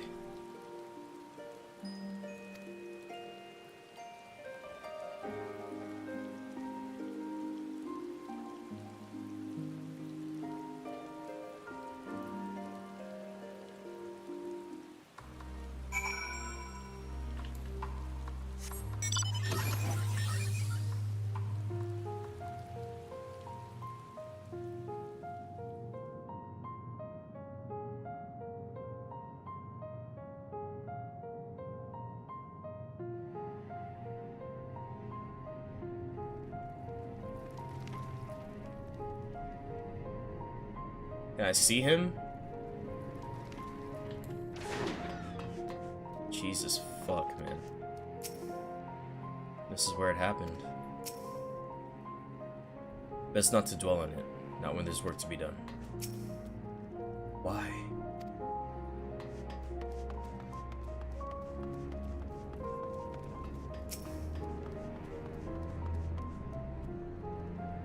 It was only ever a dream, wasn't it? To think we could reclaim it, rebuild it all ourselves. Before this all began, I sent my wife and daughter away to the provinces. If there's a chance I might see them again, I'll take it. So take me. Take me with you, please.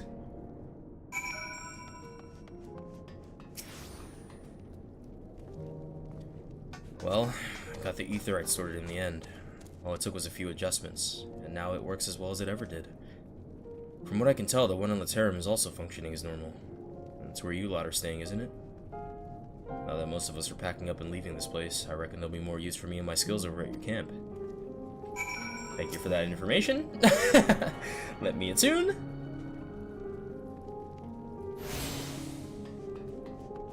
Oh, we have side quests too. Maybe I should have done the one that was over there first.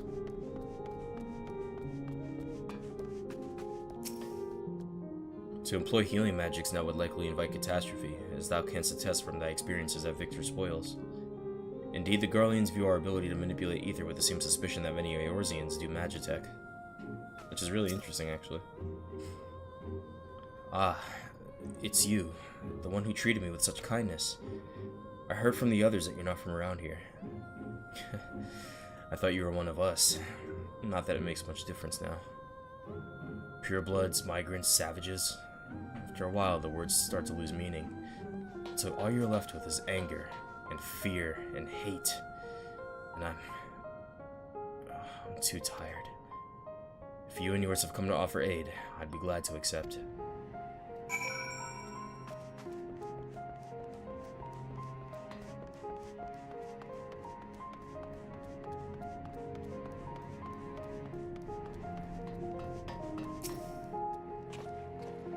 We have much to discuss. Our rescue, the attack on Camp Broken Glass, what we'd hope to talk about with Quintus. But all of that can wait. More urgent matters demand our attention. Are any of the refugees willing to come to our camp? Thank the 12. Thank the 12. You and I should go first and secure the route back to Camp Broken Glass. With all the creatures and tempered skulking about, I expect we'll have our hands full. This should come in handy. Conqueror's chain, courtesy of our Leminzan friends. I'd save it for the tempered though. I'll mark a few points that need surveying on your map. Once you've taken care of the riffraff, we'll meet back at our camp.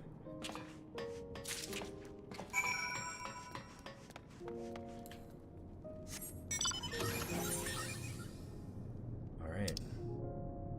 There's some quests out here too. There's a lot of them.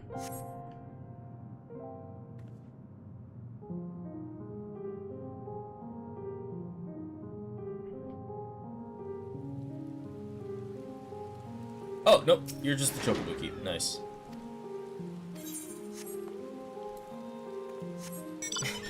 I like to think that this Chocobo Porter, it was like, or this Chocobo Keep was like... Oh, no. Never mind. We've just kind of, like, spread out and colonized this part. Okay, never mind. So that's one of ours. I was gonna say, I'd like to think the Chocobo Keep was like a Garlean, and they're also a refugee. But that doesn't stop a job well done. Gotta get those horse birds running around.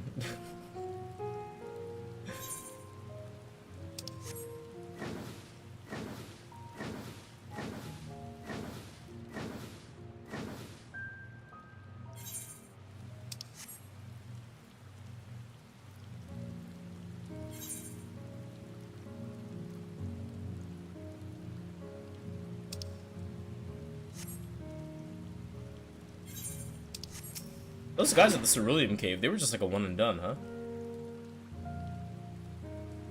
I thought thought they would have, like, more importance. What the hell?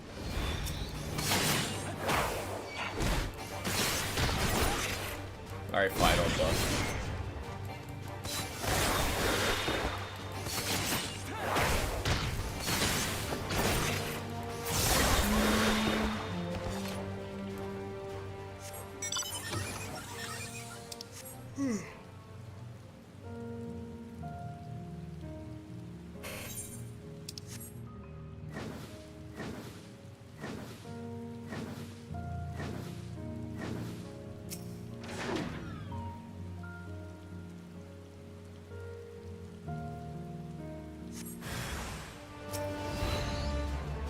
Okay.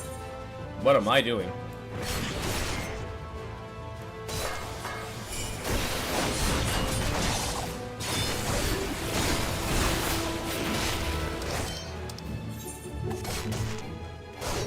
What?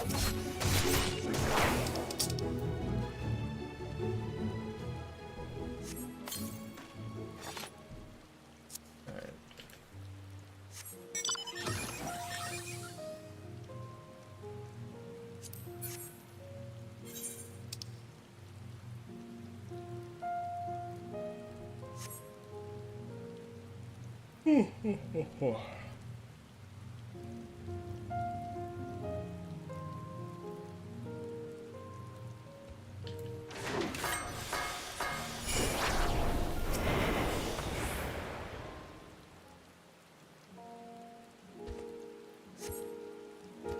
You see no threats.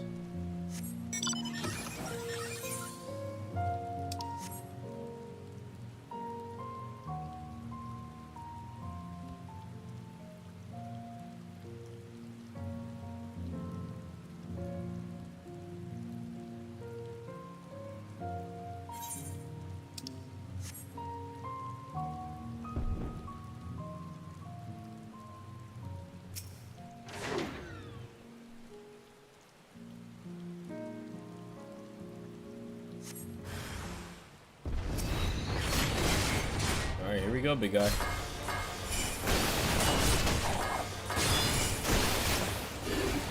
Oh, you're lucky.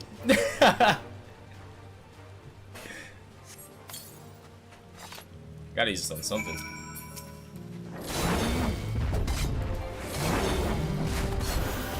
Ten! Cheat! God damn it, I don't have another one.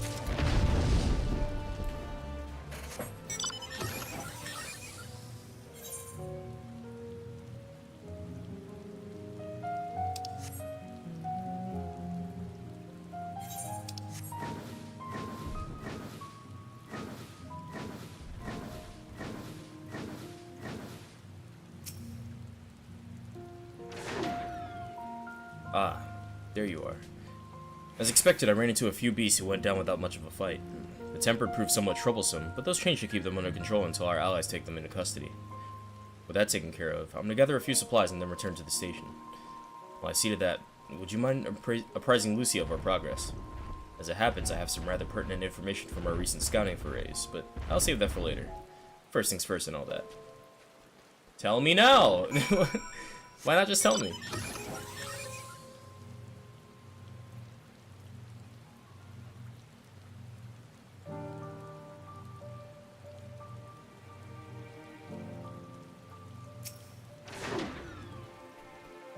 Ah, Hayes. I was informed of Quintus's suicide. It must have come as a great shock to his men. What are the refugees? I'm told some were receptive to our proposal, but I would hear your first-hand account. That so many did not hesitate to accept proves how desperate their situation has become. We'll do our best to make them feel welcome. The troops who participate in the ambush are no exception. They will be afforded the same treatment as any other refugees. Perfidy? Perfidy?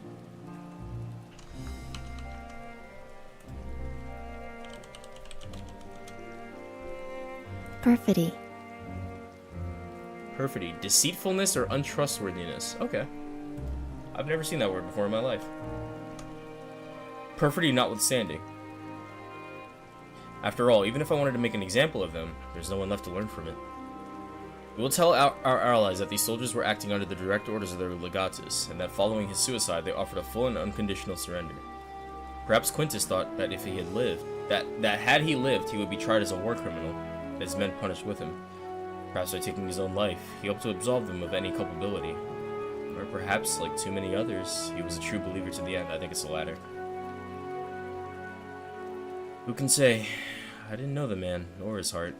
His reasons, noble or otherwise, died with him, and it fails to us to clean up the mess. Falls to us to clean up the mess.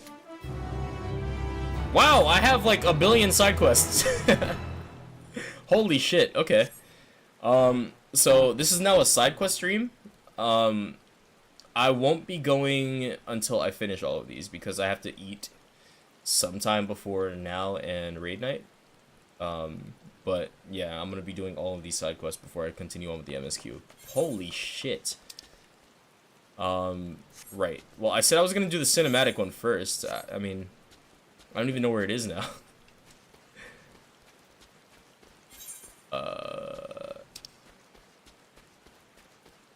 Is it there? No.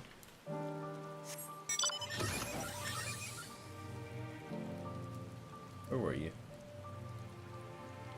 Not you. Go ahead and unlock that. Maybe it's over here. Where the fuck is this guy?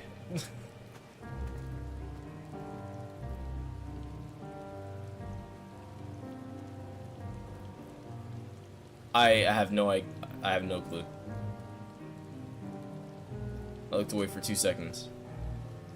It wasn't you. Let me look at the names.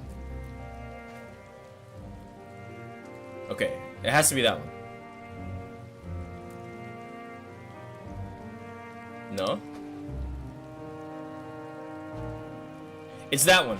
Broken Engines. Okay, there we go. Alright. I'm like, what the fuck, man? Okay. Now, do I want to do all of these on Reaper? I don't think I do want to do them all on Reaper. I kind of want to mix it up. What do I have to mix it up with? Gunbreaker, Paladin, Scholar. Not Sage. I haven't played Summoner in a while. Let's do Summoner.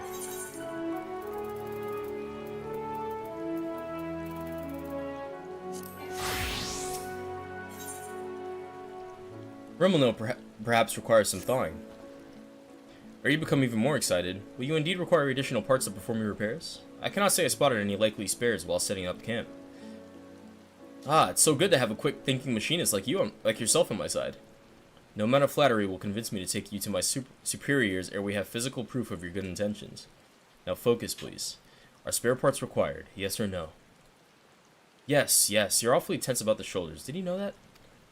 I will be needing a replacement carburetor. I've never seen that word spelled out. I will be needing a replacement carburetor for one of the engines.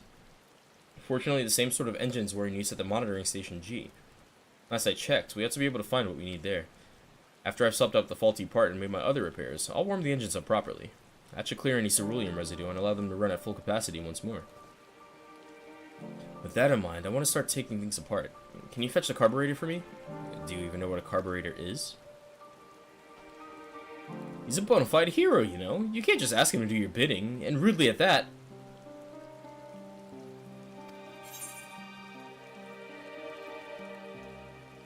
I'll be nice.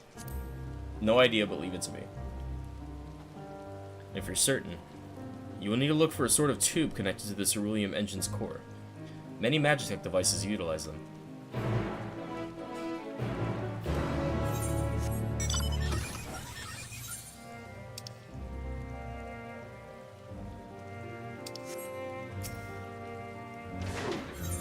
Okay, this is a cinematic as well. Alright, there's a lot of them, like, popping up all at once.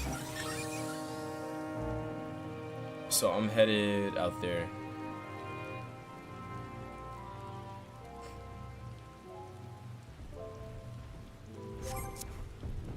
I'm only grabbing this one first because it was part of the last set, and I kind of want to make sure I have the last set finished before I start a new set.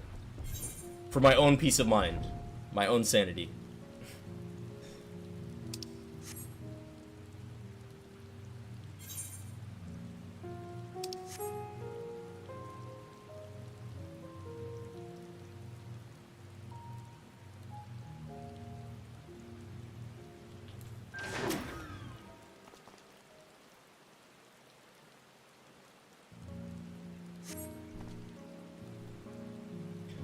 This so-called carburetor appears to have seen better days.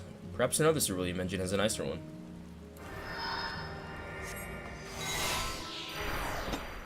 Why don't I keep Summon Carbuncle here, like on Scholar? Hold on. Let me change that real quick. That's where I have it on Scholar.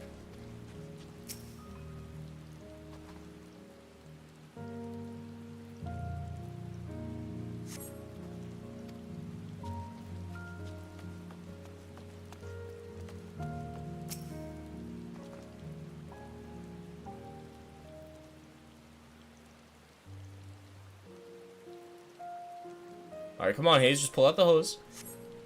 This carburetor appears to be intact. Appius will know for certain.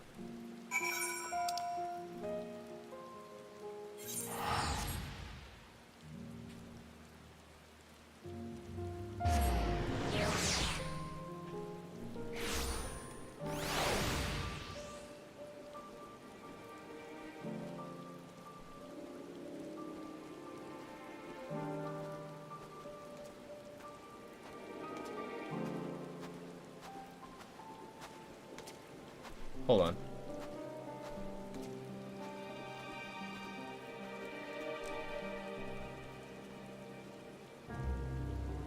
Oh, okay. Sorry. No, I got a message on Discord, but I didn't recognize the name, and I was like, who is this guy? So I was reading the DMs. Okay, it is somebody I know. That just caught me off guard. I was so confused.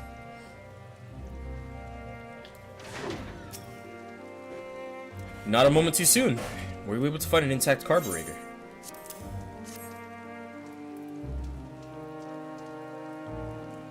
This will do it. Now Rumino and I can finish fixing up those engines in no time at all.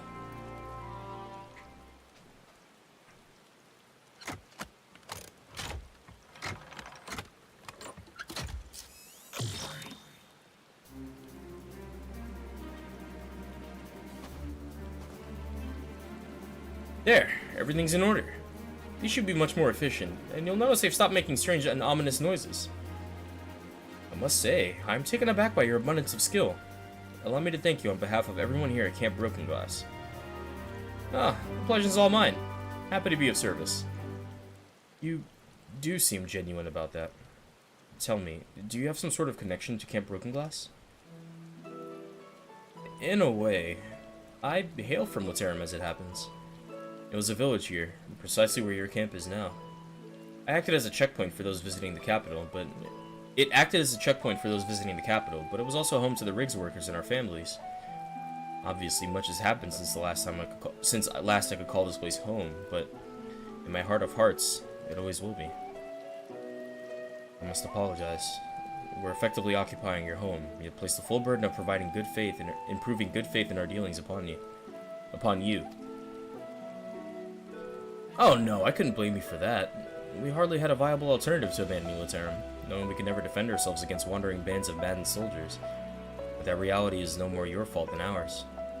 Even if you vacated right this instant, I doubt many of us would return. We simply don't have the resources. Until Juturna Platform G is back in working order, that is. Truth be told, your presence here is what has me daring to hope. If you agree to help me now, there may come a day when the other survivors and I can come home. Fury above, I certainly can't turn you away now, and you've proven yourself with your work this day. I see no lingering qualms about approaching my superiors with your proposal. Truly? Oh, I could kiss you!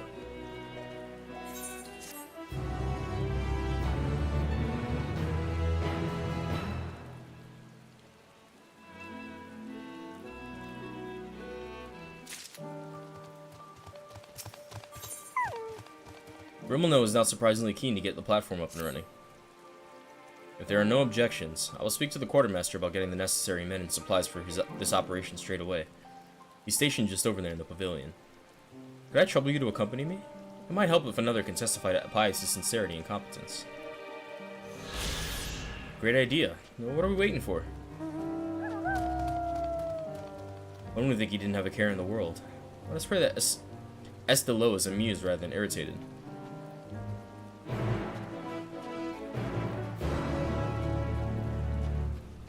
Estelo was over here, right?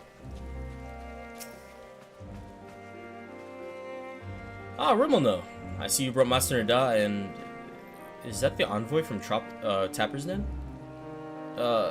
Yes. You see, sir, it all began with a pious here.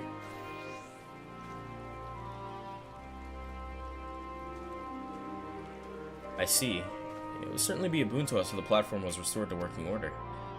No doubt. So you agree to help? On one condition. You must first confirm that the platform can be reactivated.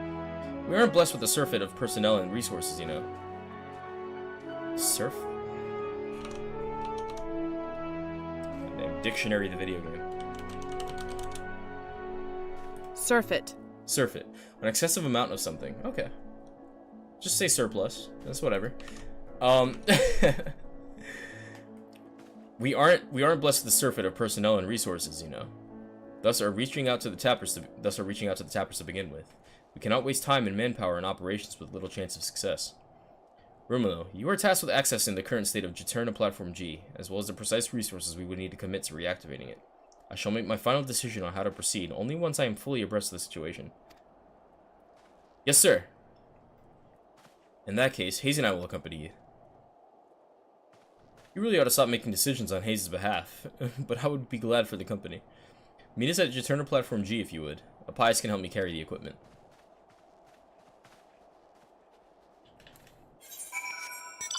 Alright, so Platform G is... over there. It's a bit of a trek.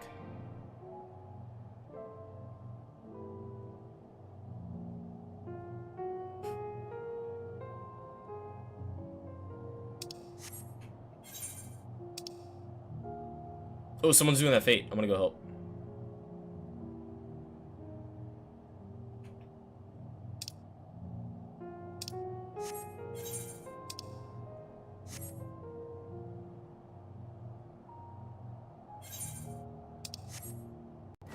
Hurry up!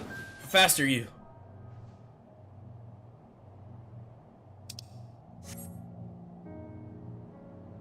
Hey, let's spawn in. There we go. Oh, go back in, I got you, bro. Ah, I reset. I was here to help. Oh.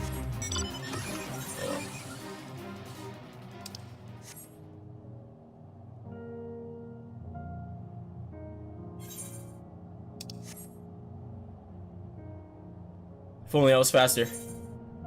And on a tank. Maybe they would have stayed.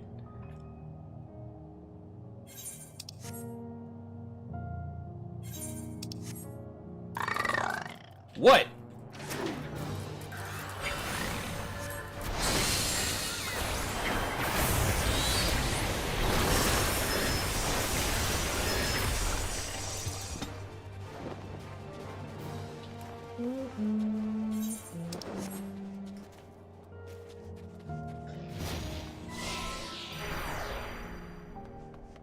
There you are. This is an Imperial facility, to be sure. Garish, if you ask me. I do miss the days when we had a full crew, pumping and tinkering and operating heavy machinery on too little sleep. As much as I would like to know what in the hells you're on about, we have no time to be revisiting old memories. We're here for one reason, and one reason only. I know. Let me start over. I know. At least the exterior seems unharmed. I'll head inside and have a look around. Can you two stay here and make sure nothing large and hungry is waiting for me when I come back? That sounds reasonable. Hayes, let us keep our wits about us. Excellent. I'll see you both in a bit.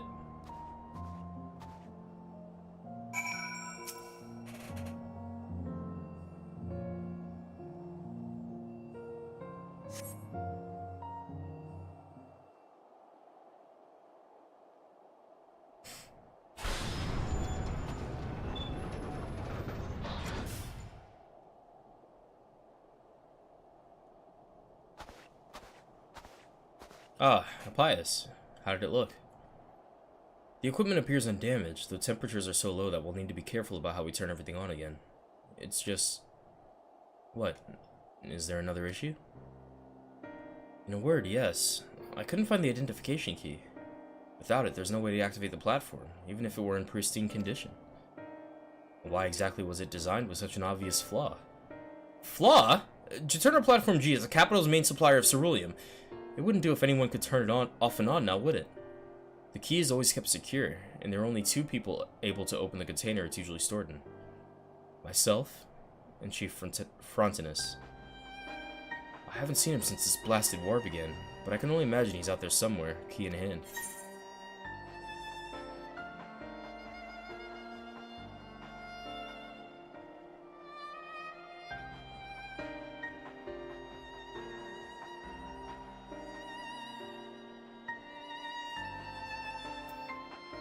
I mean, that's not necessarily true. If you haven't seen him before the war began, he probably took... there's a chance he could have taken the key and then just been in the area. I'll just say that. I've never met anyone quite as loyal to the Empire as Chief Frontinus. He probably took the key to stop anyone from misusing the platform. And I'd say he succeeded in his aim. It stayed dormant this whole time, and out of the hands of the warring factions. Indeed. Now we just need to find out where he is. I'm sorry for wasting your time. There's no way we can get this place up and running without that key. Don't tell me you're going to give up, just like that.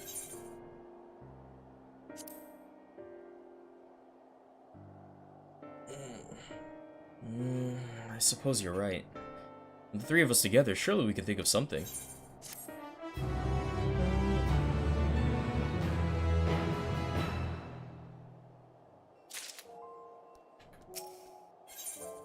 Romano has precisely one solution in mind, which is notably better than 0. Is there really no way to bypass the mechanism that the identification key interacts with?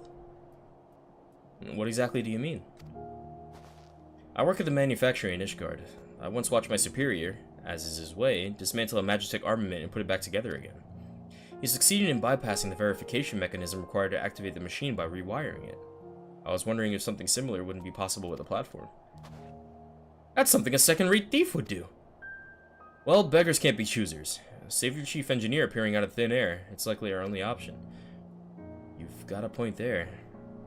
And far be it from me to turn down a proposal from an esteemed colleague. I'm so glad to have you at my disposal. That's the spirit, I suppose? I shall return to camp to inform the quartermaster of our plan. He should be willing to spare an external power source and a few other tools if I vow to return them soon. Perhaps even some extra pair of hands. That leaves me to open up the control panel and rearrange a few things, before Romano returns. In the meantime, I'd thank you to keep an eye out for anything that might eat him on the way back. There were never so many beasts around before, but they must have gotten comfortable without us tripsing back and forth across the ice. A little too comfortable, if you ask me. Let me in! Yeah.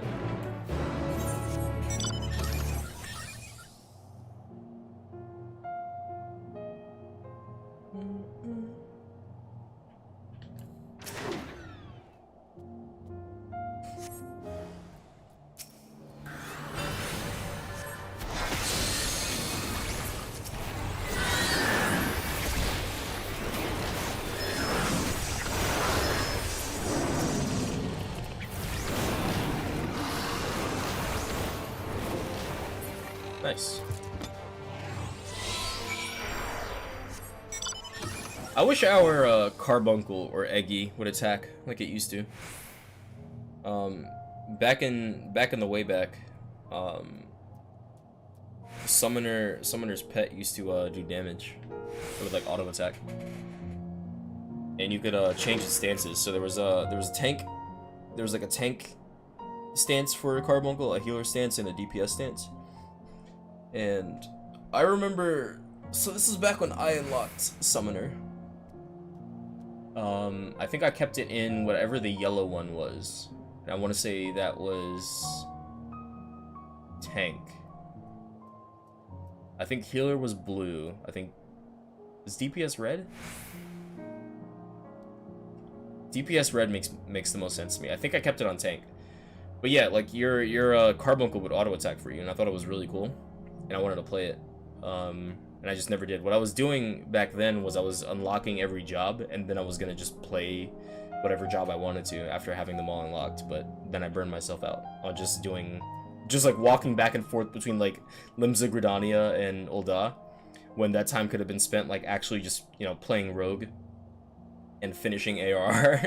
I spent all that time literally not even just combat jobs, it was every job. I did all crafting jobs to 30 as well. The only one I never got to 30 was a warrior. My Marauder was 12, and I didn't get Marauder to 30 until 5 months ago, I think. So but yeah, I did every other job in the game to 30. I've done all I can for now. I haven't caught the end of your battle with those creatures. Spectacular.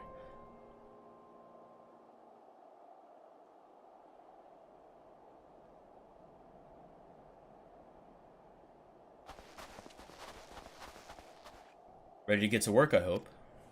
Of course. All that's left is to engage in a bit of Ishgardian skullduggery.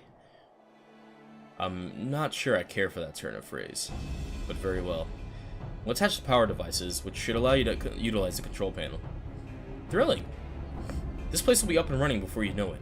Just stand back and watch the master at work. Can I stand back but inside? No? Okay.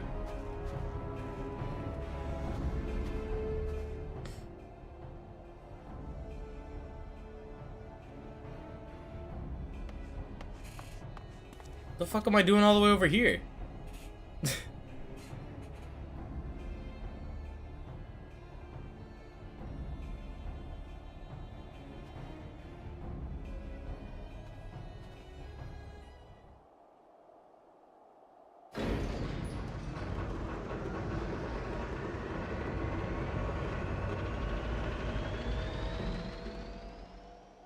Nice. It worked, yes? You bet it did. There's life in the old girl yet. Of course, there's still a lot of work to be done to get it ready to extract and refine ceruleum, but we're off to an excellent start, which means Garlemald just took its first steps on the road to recovery. I cannot thank you both enough. That's pretty cool.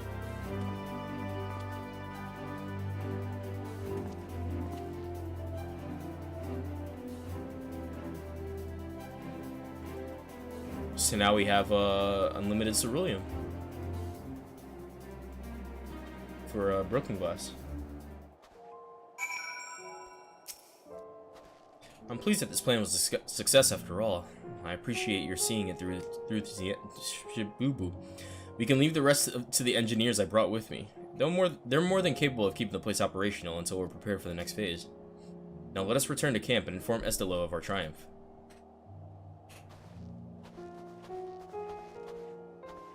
My summoner is level 87? What the fuck? When did that happen?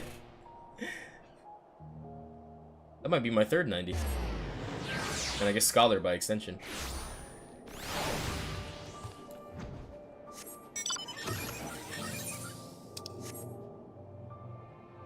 I'm just gonna say Arcanist will be my third 90. Because I definitely don't play Knight or Scholar at a high level. Or high level. But not like, you know, skill level, but like high character level. Alright. Good to see you again. I was just wondering when I might hear how you had fared with the platform.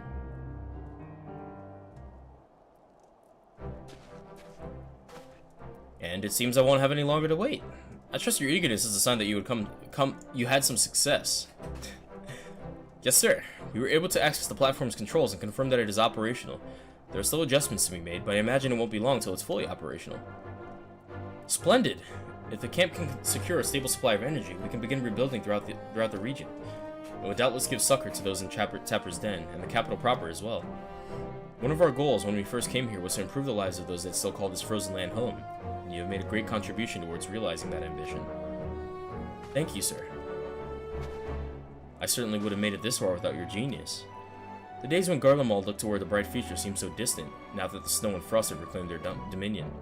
But I, for one, am ready to embark on the same journey that my ancestors once did, and build a new home around the warmth of cerulean flame. I am certain that when the time comes, I shall be proud to know that I worked alongside you. I must thank you as well. You have taught me to listen with sincerity to the words of those who I would otherwise have unjustly scorned.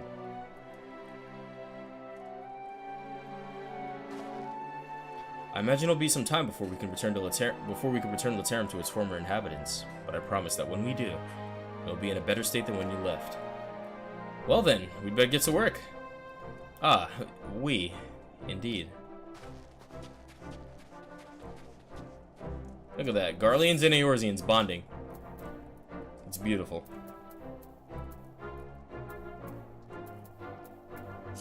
Get the king crab cake.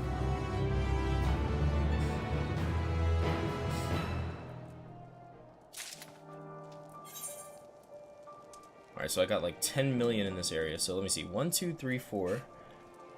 Okay, so each cinematic is 3, right? And those are usually tied to ether currents. So 1, 2, 3, 4. Or 1, 2, 3, 4, 5, 6, 7, 8, 9, 10, 11, 12, 13. And then over here, 14, 15, 16, 17, 18, 19, 20, 21, 22, 23. So there are possibly 23 side quests that I'm going to be doing. I'm not have to do, but going to be doing. I don't know if I could do all that right now.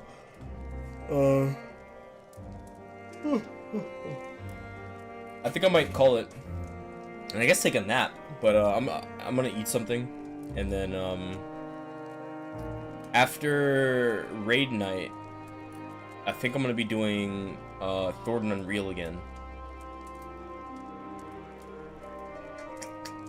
How late will that carry me though?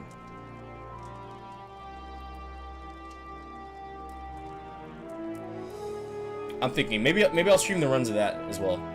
I'll stream Thornton again. So we'll see, and maybe if I have some time, I'll do some side quests before I go to bed or something. I know I'm trying to fight it, but I can't. I don't know why I'm so tired. I mean, I guess I do know why I'm so tired, but I thought I had a pretty good night's sleep last night. I've been having trouble sleeping lately, but I thought I did pretty good last night. So, but yeah, no, yeah, today was crazy. I only logged on to be happy, and now I ended up like sad. Nah, but you know, story's good. It took a crazy turn. You know, we never really considered what was going on this side. You know, they were just, you know, the enemy. You know, those guys in the big suits that were trying to subjugate the rest of the world. And you know, now we're seeing that no, they were actually going through some crazy shit. You know, Xenos is fucked up, and he's doing this to his people. You know, it's crazy. And this shit's been happening since Stormblood. So all of this, all of the refugee shit and people abandoning their homes and whatnot, that was going on since Shadowbringers, man. Just think about that. Wait, no, was it? Wait, when did that was towards the end of Shadowbringers. It was like, I think the final cutscene of 6.0 and then leading from 6.0 to 6.5 or 5.5, sorry, is when the war happened. I don't think the war actually happened in Stormblood yet. But that was when Xenos came back and was like, I will kill my father. Nah. So that was at the end of Stormblood. Right? No, what am I saying? I'm stupid. No, because Gimlet Dark was the last dungeon, right? That was 4.5, right? Yeah, okay, never mind. I don't know what I'm talking about. I'm talking on my ass. I'm tired as fuck. I'm gonna head out. Have a good one. Peace. Sorry I couldn't go longer, but I'm hungry, man. Have a good one.